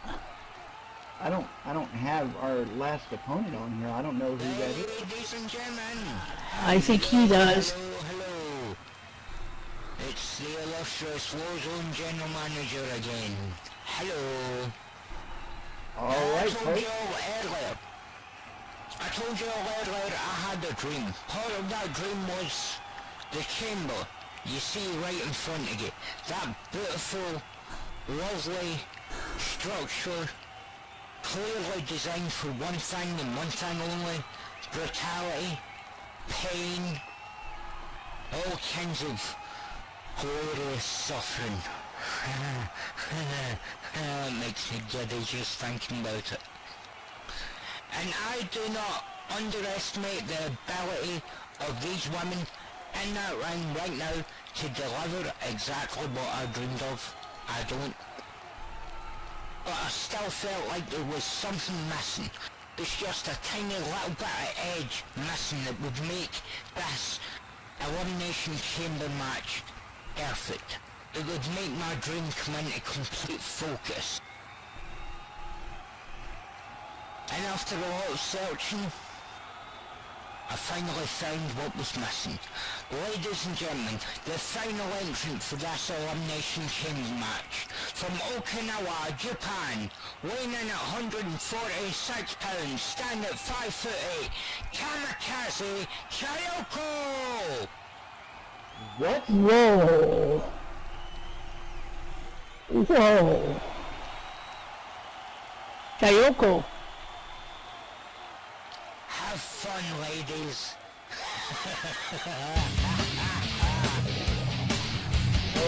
Okay, there's obviously something I've missed here. Who is this wrestler, and why is everybody running the hell? Reputation.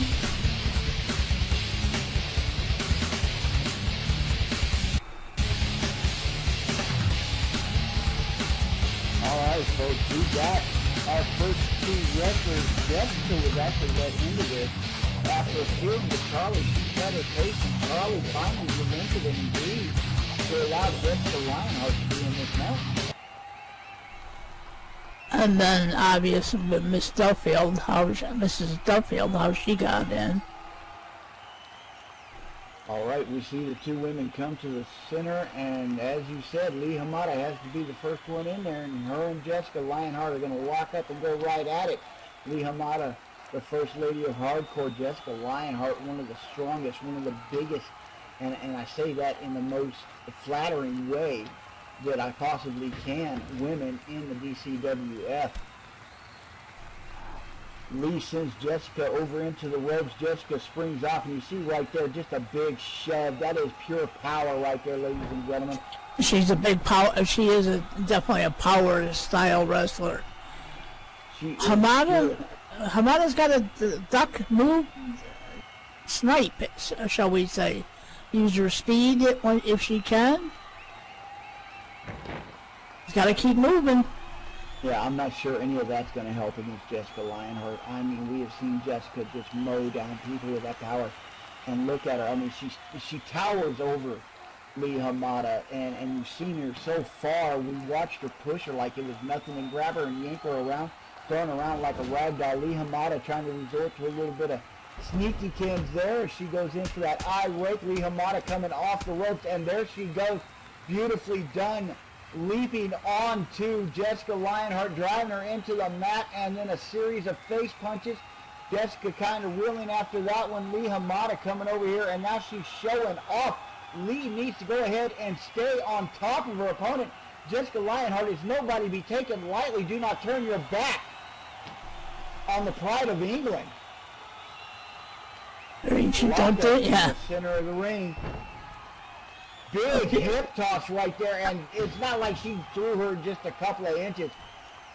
Jessica Lionheart sent Lee Hamada flying across the ring with that simple little hip toss there, ladies and gentlemen. Big leg drop to follow it up. That woman has some power. Lee Hamada pulling herself up into the corner. Jessica Lionheart right back in on top of her.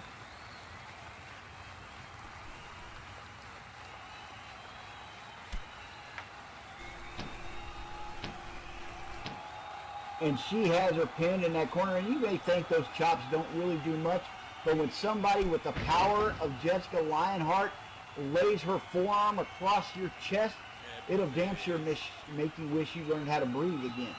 Oh, yeah.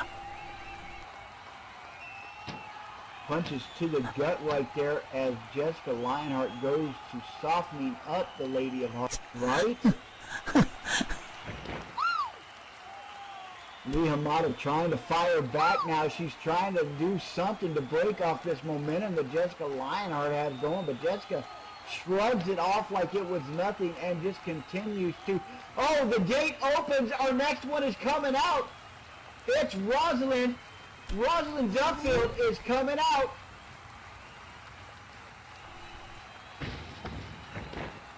And now she is in the ring as well. We got 3 ladies in the ring right now. Nobody's been eliminated yet. Rosa coming in, and she goes right after Jessica, but Jessica's waiting for her. She thought maybe to catch Jessica by surprise while Jessica was distracted with Lee. However, it was Rosa that got caught by surprise on that one as she is slammed down into the mat by the Pride of England.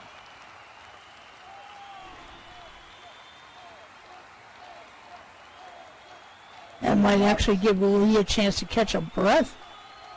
And it looks like she has, but she's still leaning pretty heavily in that corner there, Killian. She's staying out of sight of Jessica, letting Jessica pound on Rosa go at it for a bit. Jessica turning around to face Lee. Rosa taking that momentary advantage as she slides in behind Jessica Lionheart.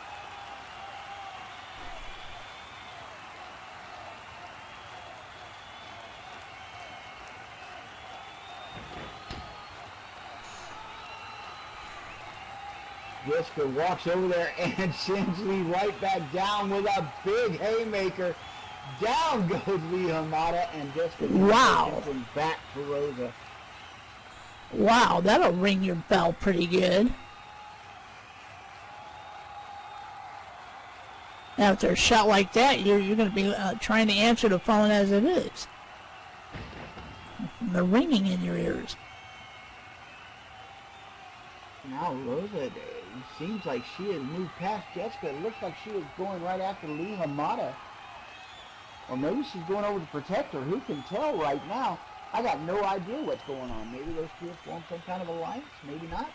I don't know, but I see them now. We've got Jessica in the center. We got Rosa in one corner. We got Lee Hamada in another. And now both women are moving into the center as Jessica is in between them. A little bit of shenanigans going on there. Chop blocked by Lee Hamada. Rosalind going in high, Lee going in low. Wow, that's gotta hurt. That could actually take end a wrestler's career. Never mind just win a match. The two ladies working in tandem as they both get to working on Jessica. They know that taking Jessica on one at a time is a mistake.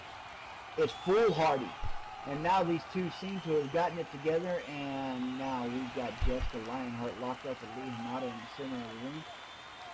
Don't take your eyes off of Rosa.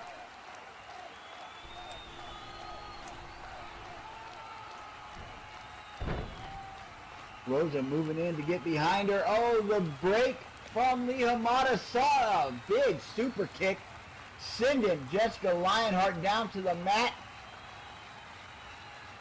Rosa is there.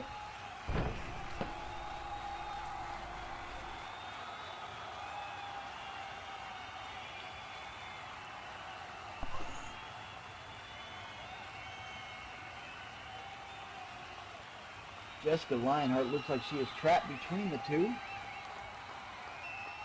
Not a place I'd want to be right now. You know, normally I would be so happy to say, look, I'm between Lee Hamada and Rosa, but that's not the place to be right now. No. Besides, would you want to be someplace Charlie's been? No, absolutely not. You're right. Exactly. So, we'll just leave it at that.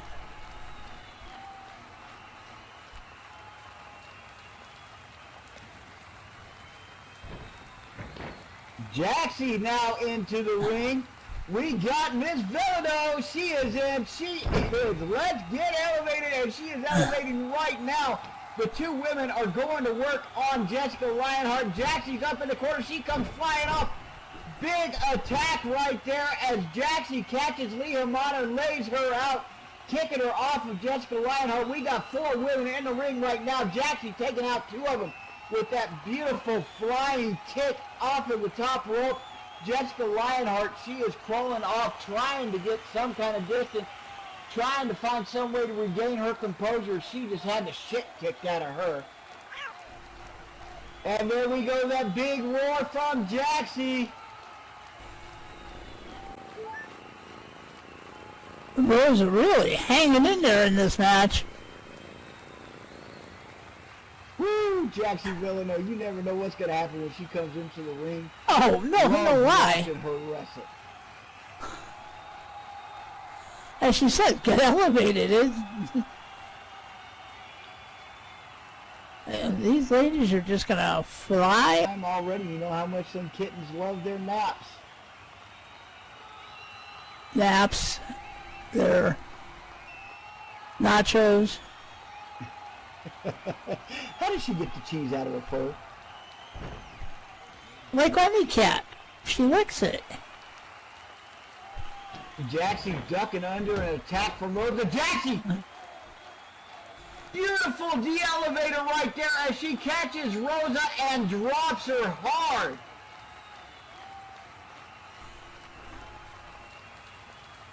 That damn near snapped Rosa's spine. The de-elevator catching Rosa by surprise.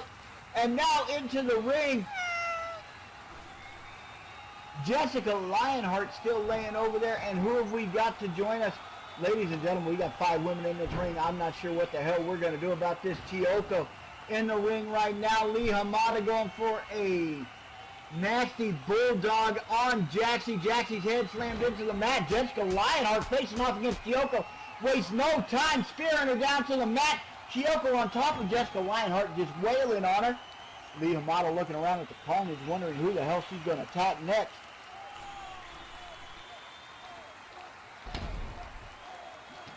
Chiyoko wasting no time going after Jessica. Chiyoko's got the pin. 1, 2, 3. Chiyoko takes out Jessica Lionheart, maybe the biggest threat in here. Although, given the way Chiyoko handled that, maybe Chiyoko is the biggest threat in here right now. Lee Hamada sending Jaxie Villano into the ropes. Jaxie Villano slamming off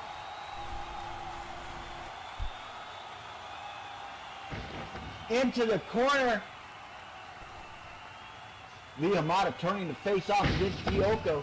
Chiyoko not minding at all. She's quick to take on any comers. Lee turns to face her and Chiyoko is waiting for it. Chiyoko's levels Lee Hamada. Torpedo lariat and Wow. Lee Hamada. Wow, I've never seen... Lionheart has been eliminated. Chiyoko wasted no time. I don't know this lady, but damn, I like her. As she goes right after any comers. Well, now I can see why she's called Kamikaze. Dude, She's her ro- and Lee Hamada are just trading blows, driving each other back into the ring over there.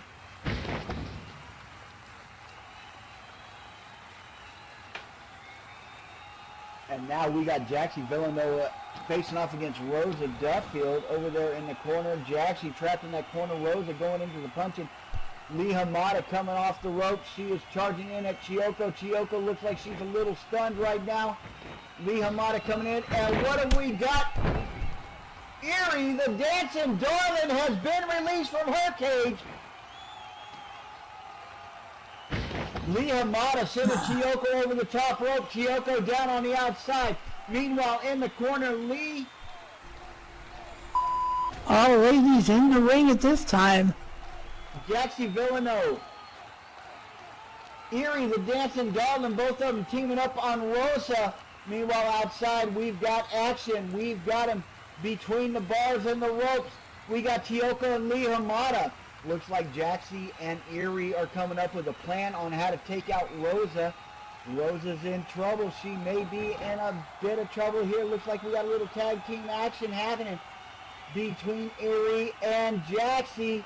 The two of them teaming up on Rosa Duffield. This could spell the end for Rosa. Meanwhile, outside, Hamada, Chiyoko going at it fist to fist, face to face. They are not backing down. Neither one of them, Lady of Hardcore and the Kamikaze.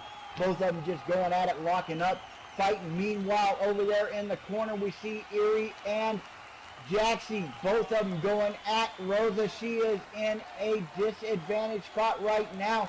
She could be in a lot of trouble. A handicap match right there between those three ladies. Chiyoko and Hamada going back and forth. Hamada breaks it. Hamada with a knee to the gut. Chiyoko absorbing it. Still up on her feet. Meanwhile, Jaxie is over off over here the ropes. We hear Rosalind in trouble. Erie's got her by the neck. Chiyoko slamming Lee Hamada into the gate, into the fencing of this. You can hear Lee's head and face meeting the gate. Sorry about your face. That was a good one. I like that, Chiyoko. You made me laugh. All right. Now we see Erie. She has Rosa. She's got her trapped. She's got her in that nasty sleeper hold or something close to it. Jaxie waiting to pounce on in there and finish this one off. She comes in, big kick, super kick, and down goes Rosa Duffy. And Chiyoko brings Lee Hamada back into the ring the hard way after having slammed her face into the fencing of this, I don't even know what the ring thing, I don't know what to call it. Chamber works. There you go. That's the word I'm looking for, into this chamber. Lee Hamada going to need some plastic surgery to get all those fencing things out of her face, those imprints. Jaxie and Erie obviously have a little plan for Rosa. Meanwhile, Chiyoko and Hamada still going at it, still facing off against one another. I mean, these two are solely focused on one another. Crossbody, and here we go. Both ladies laying down on top of Rosa. Both of them got her pinned. 1, 2, and 3. Rosa Duffield is out. She has been eliminated by the great teamwork of Erie and Jaxie. Meanwhile, we got Lee Hamada driving her knee into the belly of Chiyoko. Chiyoko sliding down the ropes, down to her butt. Looks like she may be in a bit of trouble. Meanwhile, Mistress of Hardcore, the First Lady of Hardcore, Lee Hamada trying to catch her breath. Erie and Jaxie both trying to catch their breath. Ladies and gentlemen, this has been a hardcore match so far. All the ladies have been going at it. We have 2 eliminated. We got 4 more to go. 3 of them going to be gone before the end of this.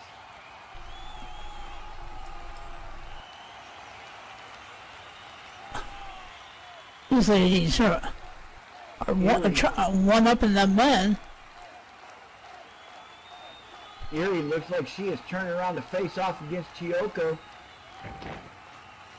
Jaxie coming in after Lee Hamada. This is always a good one when these two face off.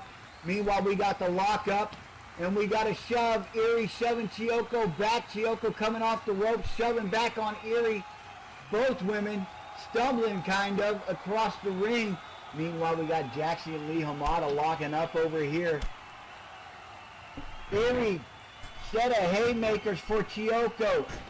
Jaxie flung into the far corner. Lee Hamada following her in. Erie and Chiyoko trading blows now. Jaxie taking a big spear to the gut from Lee Hamada.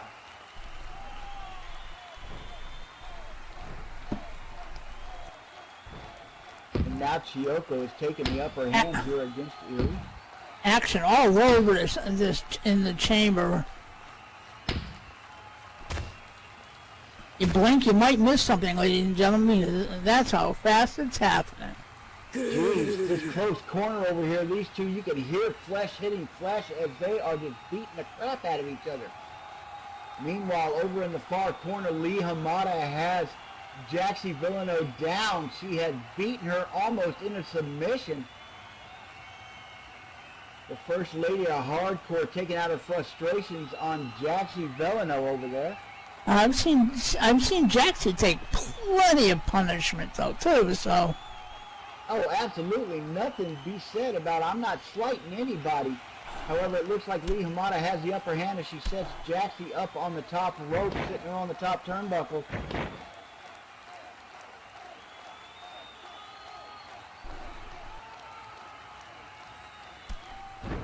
Mazza trying to keep control in this, or at least keep her wits about her to figure out what the hell's going on.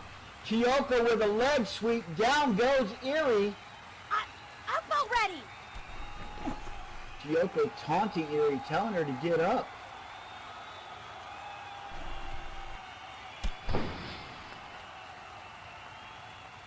Looked like Lee had plans to bring Jaxie out the hard way. Jaxie pushing her back, not having any part of that. Meanwhile, Chiyoko's got Erie set up on that top turnbuckle. Chiyoko's got something in mind for Erie.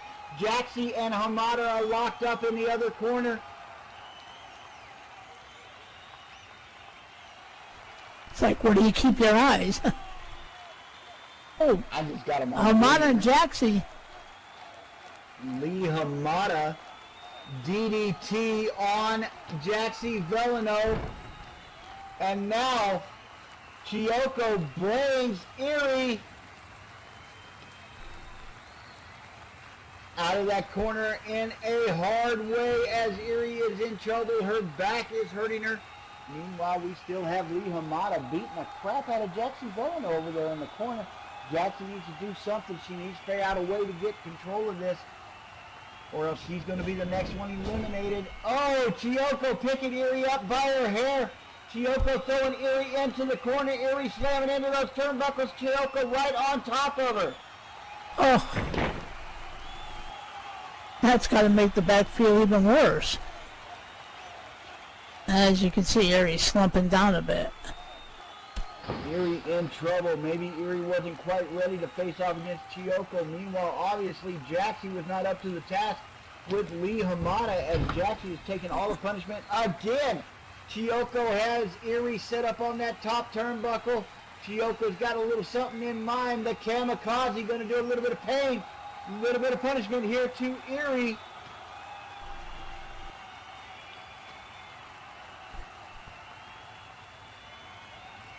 Now Lee Hamada has Jaxie up on the top rope as well. Looks like both of these women are, oh, superplex, superplex, two of them in concordance. Wow. Jaxie Villano, Erie, the dancing doll, and both the recipients of the giant superplex out of those corners as if Lee Hamada and Chiyoko set it up. Both of the women are down. Lee Hamada, Chiyoko taking them out, and now we've got a double pin. 1, 2, and 3. Ladies and gentlemen, we have 2 eliminations. Erie the dancing darling. It's Jaxie Villano. down to the kamikaze and Hamada. Chiyoko.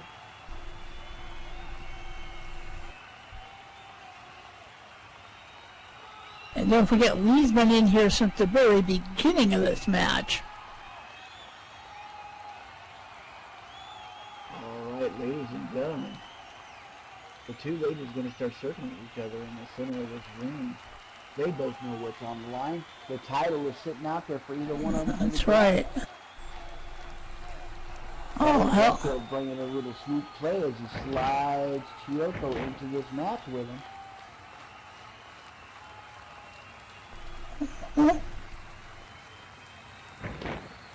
I guess he figured since Rosa couldn't get it done, maybe he'd bring in a winner. Yeah. Very likely.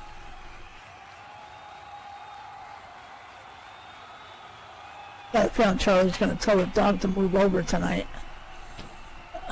He might be in the doghouse.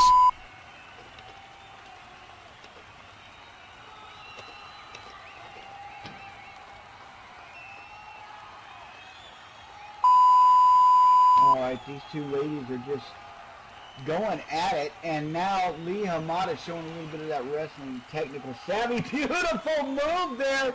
I haven't seen that before. Wrist lock as she yanks her down and puts that big boot into the face of Chiyoko. That was gorgeous, Lee Hamada. That's an old school. That was gorgeous. I loved it. Fist drop now to follow it up. Chiyoko, maybe the ringer, but maybe not good enough to take on Lee Hamada in there. Very true. We go for a pin. 1, 2. Not enough. Not enough. I think Wow. Chiyoko's got a little bit too much fight left in her. You're going to have to go ahead and do a little bit more than that, Lee. Oh, Chiyoko with a surprise move. That looked like a little bit of street dancing mixed in with some martial arts. That was kind of cool, Chiyoko. I like that. Kind of like capoeira martial arts. Right, there you go. That's most likely what it was. And Lee Hamada had no answer. You saw the look on her face like, what the fuck just happened to me?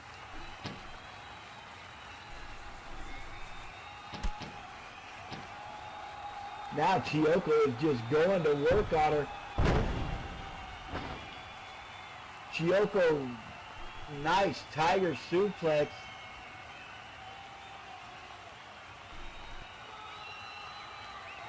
Lee Hamada, the recipient of that. And let's not forget where he pulled Chiyoko from. Osaka, Japan? That's right, he went all the way out there to get Chiyoko and bring her in for this. So maybe Chiyoko's been out there doing that martial arts training, wants to bring it on into the wrestling world with her. Either way, she is making quick work of Lee Hamada right here.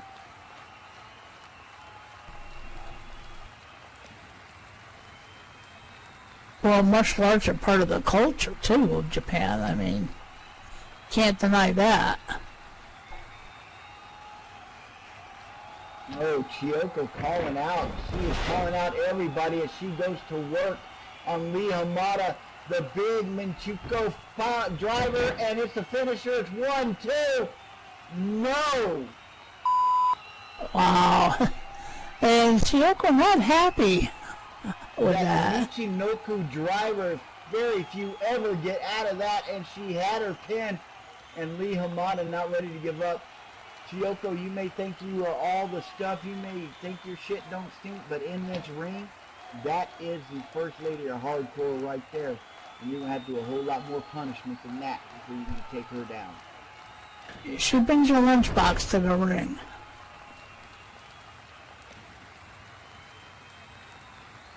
Chiyoko picking Lee Hamada up. Lee Hamada answering it with a nice suplex right there. Looked like she caught Chiyoko by surprise. However, Chiyoko the first to come back up. Lee Hamada breathing heavily. Like you had said, Killian, she's been in here since the beginning. This is starting to wear on her. We see she's got her up in a suplex. Lee Hamada trying to stop it. Lee Hamada breaks the suplex. Can she reverse it?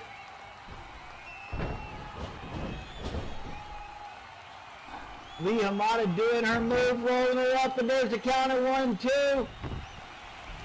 No, Lee Hamada going right in for it though. She's not messing around. Wow. Now Lee Hamada's got her pin. 1, 2, and 3, ladies and gentlemen. Wow. Your winner of the chamber match, the first lady of hardcore, Lee Hamada.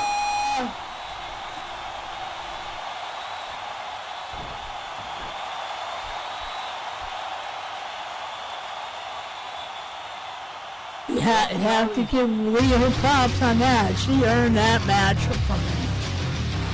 No, yes, he did. It looks like Charlie's gamble did not pay off on this. That means he'll make it a little bit rough on us over the next week or so.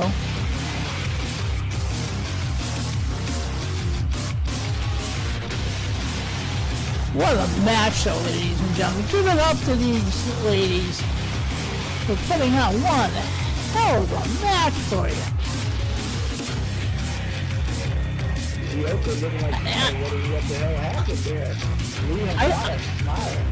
I don't think this is the last we're going to see of Chiyoko. And, or this last time we're going to see her and Hamada go at each other.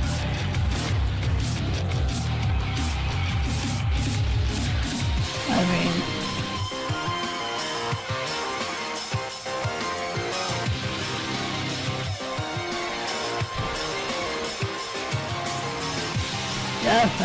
definitely good match.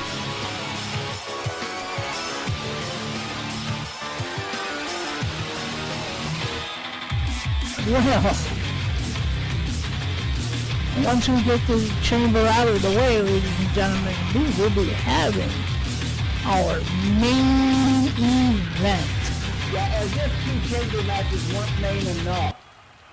Exactly. But you gotta say something though. When we do a big match, a big main event, you can't deny that this match is gonna be big.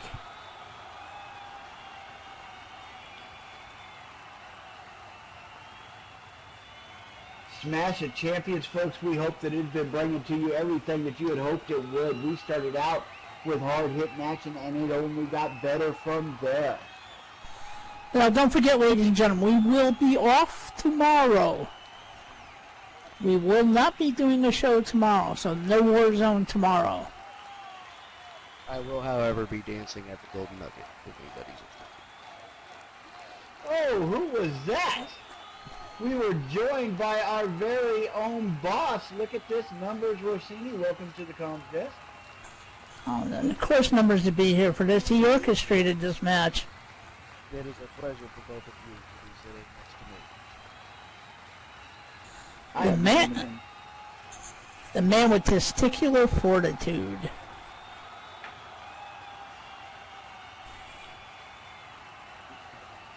So, still a little bit perturbed with Voodoo.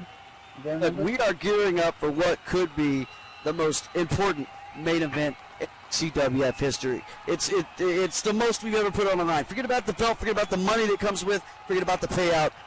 Inmate's freedom is on the line, and all he has to do is beat Voodoo. I've spent a lot of years in the DCWF. I've seen a lot of people come and go. We've had our great times and we've had our bad times. But let me tell you something. One thing that I was always sure of is that Voodoo was going to be there and had the back of the DCWF roster and the fans.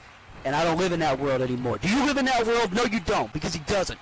He turned his back on his best friend Jericho. He turned his back on me. He turned his back on every fan in here.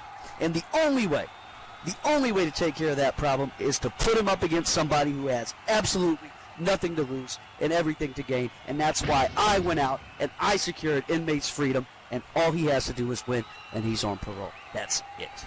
Simple as that. Well, I don't want to correct you there, but in my eyes, the Inmate has a lot to lose. The Inmate is actually fighting for his freedom. Flat out, this is his shot to be home with his wife, to be home with his kids. This is the Inmate's shot to end his incarceration. The man has a lot to lose, and let me tell you, with something like that, the man's going to be fighting tooth and nail to the very end to win this match.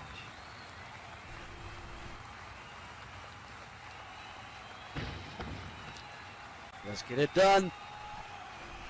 All right, ladies and gentlemen, I think we're about ready to do this. Now for your main event. From the hometown of San Quentin Penitentiary, hopefully for the last time, weighing in at 359 pounds at a height of 6 feet 9 inches tall, he is Inmate 5793644. And of course, as always, he is being led out by the warden herself, Brenna Guthrie.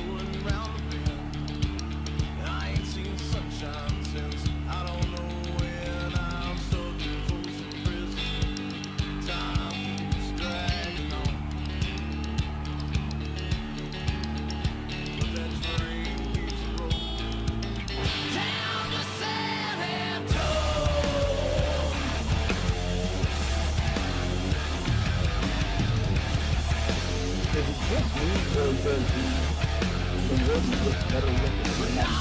Just a baby, my mama told me, son, always be a good boy, don't ever play with guns. But I It seems to me that the prison guard training is getting a little stinkier as we keep going.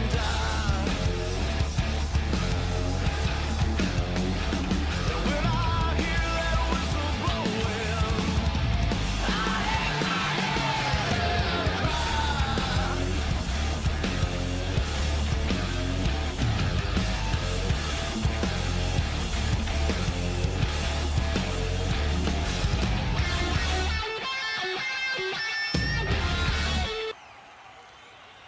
His opponent coming to us from Broken Bow, Oklahoma, weighing in at 379 pounds, standing 7 foot tall.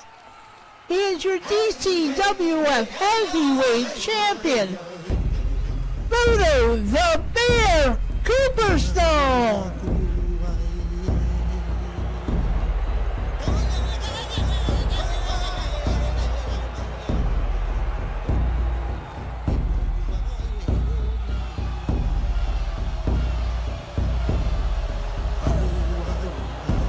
And you can see right there, the Warden wasn't even done taking the shackles off. Voodoo the Bear right in on the inmate, attacking him before the Warden could get the shackles completely off of the inmate.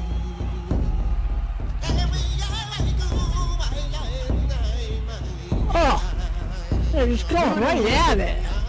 Giant clothesline.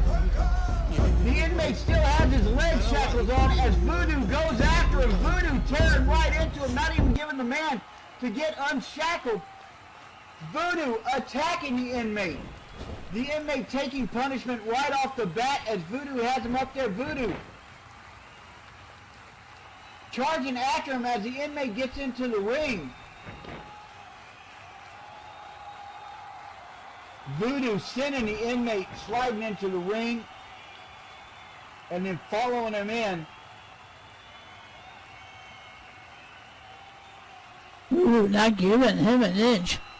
Voodoo's got two victories over inmate. The inmate is still shackled. His legs are still shackled. Voodoo sends the inmate flying into that corner.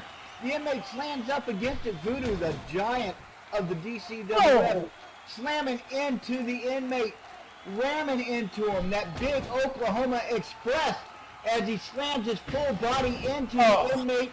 His back crushed against that turnbuckle. Voodoo wasting absolutely no time to go after the inmate, knowing what's on the line for the inmate. Voodoo not willing to let the man come out of prison as he begins to choke him. He's got that big size 37 foot laid across the inmate's throat.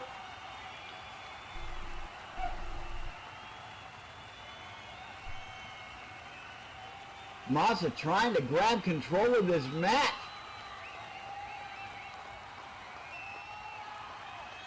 Brenna coming over to check on the inmate. Also maybe to get those shackles off of his feet.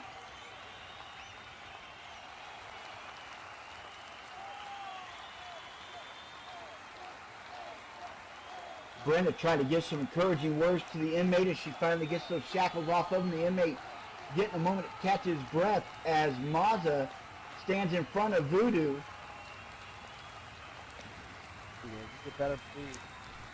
The Department of Corrections and the Department of State of California are watching this match very closely right now.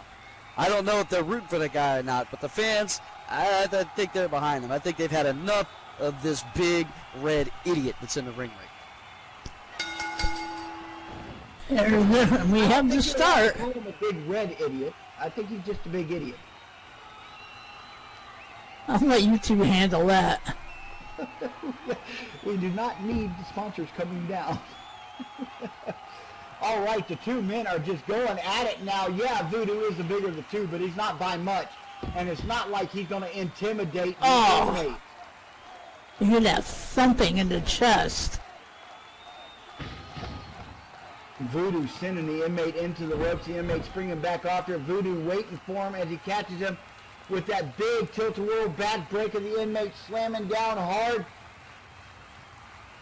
Voodoo, no holds barred as he takes it to the inmate right now. The inmate hasn't even had a chance to get any offense going yet. Voodoo sending the inmate into the ropes once again. Voodoo waiting for him. Oh. Nice sidewalk slam as he drives the inmate into the mat. Voodoo not satisfied with that. Didn't even think about going for the pin as he picks the inmate up. And again into the ropes. And again the inmate comes flying back. And again Voodoo is standing there waiting for him. How many times before he goes to the well? One too many times. Now he gets the pin hook. And one. But no. Only a 1 count. It's not like the Voodoo can complain about that when Mazza was right there on that. Voodoo slamming him down.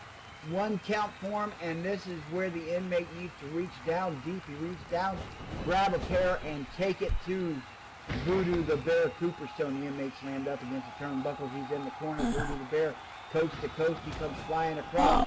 Inmate is there waiting for him. Inmate getting it. Oklahoma Express driving into the inmate, and he slumps down into that corner. And what is this? What? Wait, the warden just left. She's on the phone. What is the warden doing? The warden has just left. She's left us ringside. She never leaves the inmate alone. What was that all about? She took a phone call and she never leaves the inmate alone. No. That's so unlike the warden. The inmate in a lot of trouble in that corner. Voodoo the Bear basically having his way with him. The inmate in that corner. Now the Voodoo dragging him out. Meanwhile, the warden is nowhere to be seen. She picked up her phone, answered the phone, and then she took Taryn off for the back. The inmate slammed into the turnbuckle once again. Voodoo in after him. Voodoo with the... He just basically grabbed him up by the neck and flung him out of the corner.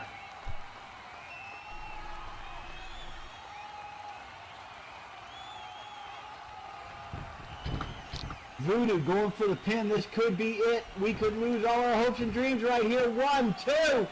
No. No 3 counts. So close. The inmate showing... Bear yelling at Mazza, trying to teach her how to count. I gotta tell you, I hate watching this, man. I remember, like, as soon as Voodoo got out of training, man, like 4 or 5 of us, Drewski Huxley, I think Vince Easterwood was there. We all went out. We had beer, man. I was drunk as hell. Those are the memories I have. This thing right here, I didn't do nothing to you, man. Voodoo over here yelling at This didn't do Mazza. nothing to you. These fans loved you. These fans cheered for you time after time again. When you went through the cage. When you went to the cage with Pietro, man, when you won the title, when you beat Baza, everything was hunky-dory. You did this to you, brother. Voodoo's got the inmate. He's got him in the hibernation. This could spell it for the inmate. All of the inmate's hopes and dreams may be done right here. He can't seem to form any kind of... Who is that? Who is that?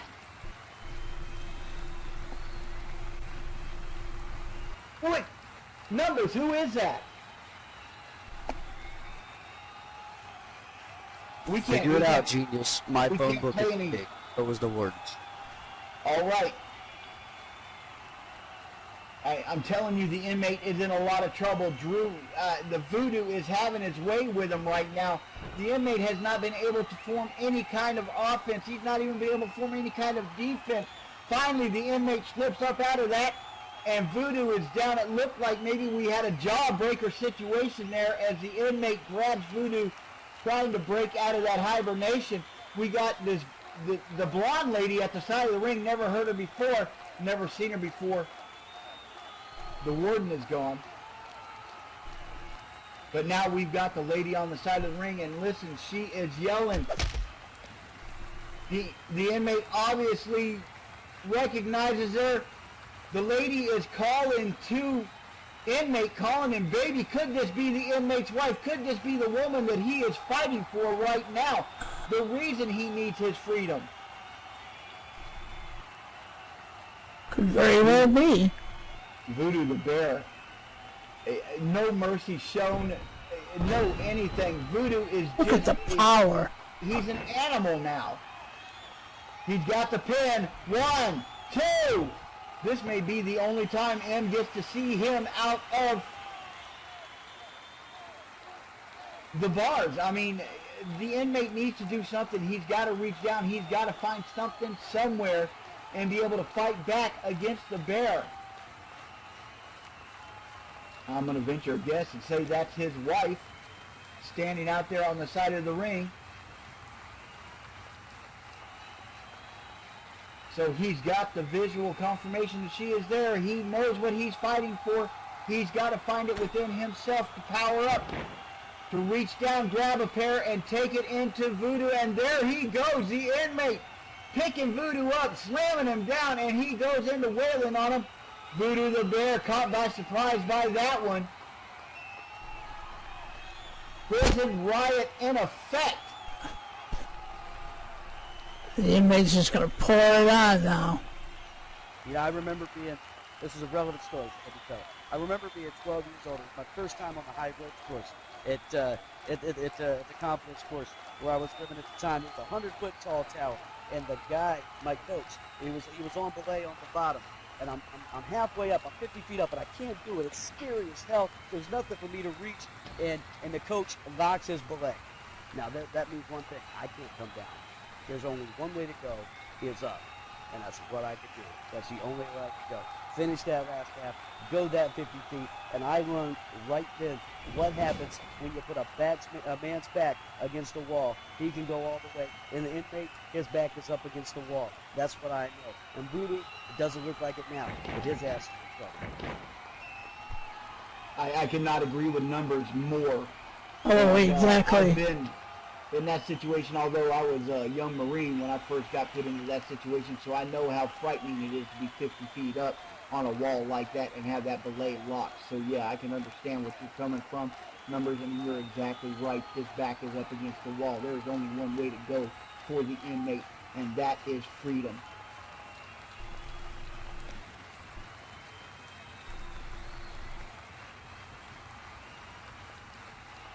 You can hear the crowd getting behind the inmate. You see the two giant men locked up there in the corner of the ring. Everybody's behind the inmate. He's got his wife over here yelling for him. He's got other wrestlers yelling for him. He's got the crowd yelling for him. Hell, he's got us yelling for him. Come on, inmate. Got Voodoo's former tag team partner rooting for him. What does that tell you, Bob? Inmate goes charging in. Voodoo lifts that big foot. Inmate goes right through it. He slams into Voodoo. Voodoo down on the mat. The inmate just stomping on him now. This is a feel-good story if there ever was one, ladies and gentlemen. This man is fighting for his freedom. He's fighting for his family. He is fighting for everything right here, right now. Winner takes all. Voodoo either takes away this man's freedom or the inmate gets it. Either way, this match means everything to someone.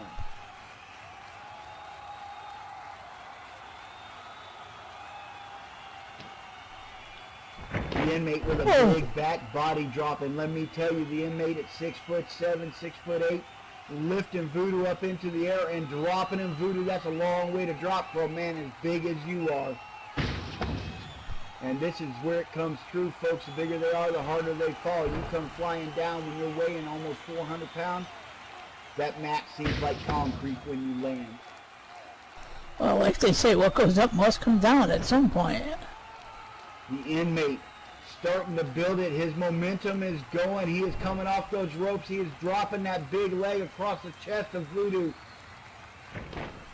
Inmate goes down for his first attempt at a pin. 1, 2. Oh. Everybody holding their breath, but to no avail. Voodoo escaping that pin. Both men look exhausted in there. Both men breathing heavy. I mean, it's not like we got two lightweights running around this ring right now. We have two of the biggest guys in DCWF moving around this ring like they are lightweights. Both men just breathing heavy. I mean, you can feel the thunder through your feet, basically. When these guys hammering into the corners and whatnot. The inmate's got that arm bar right now. Got that hammerlock. And now Oh. the inmate lifting him up. Big hammerlock drop. Oh! German suplex, and down goes the bear. I'm sorry, go ahead, Numbers. I never thought I'd see the day where I would want to watch Voodoo Cooperstone lose a match. I'm not claiming impartiality here at all. This is the toughest love I could provide. Understandable. Voodoo the Bear taking punishment. I don't think he's used to this kind of punishment. I don't think he's accustomed to this kind of punishment. I don't think he's ever come up against a man fighting for everything in his life. Maybe this will be the wake-up call, too, to Voodoo. This is not a title match. This is a freedom match, sir. And you're coming up against a man with everything to lose.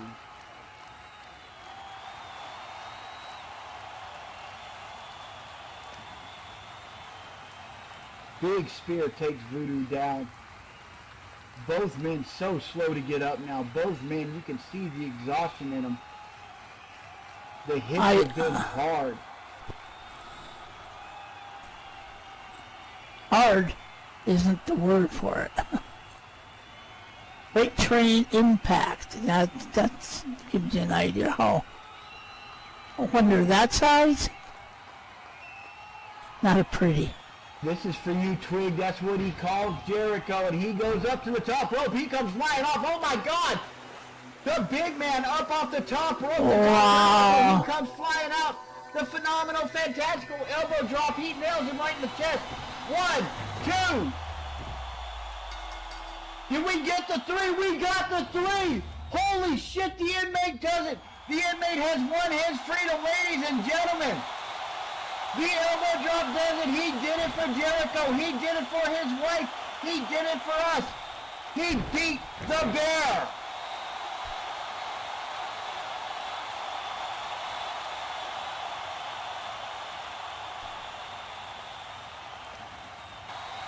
Getting away from him. The wife getting away.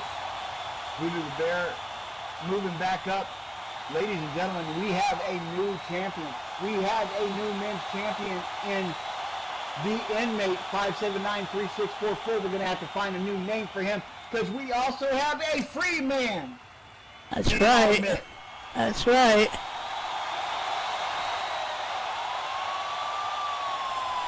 This could not have ended better.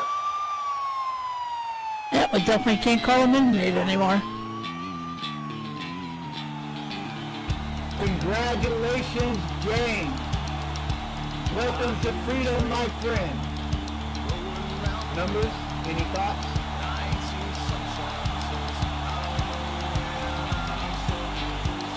I think Numbers is stunned.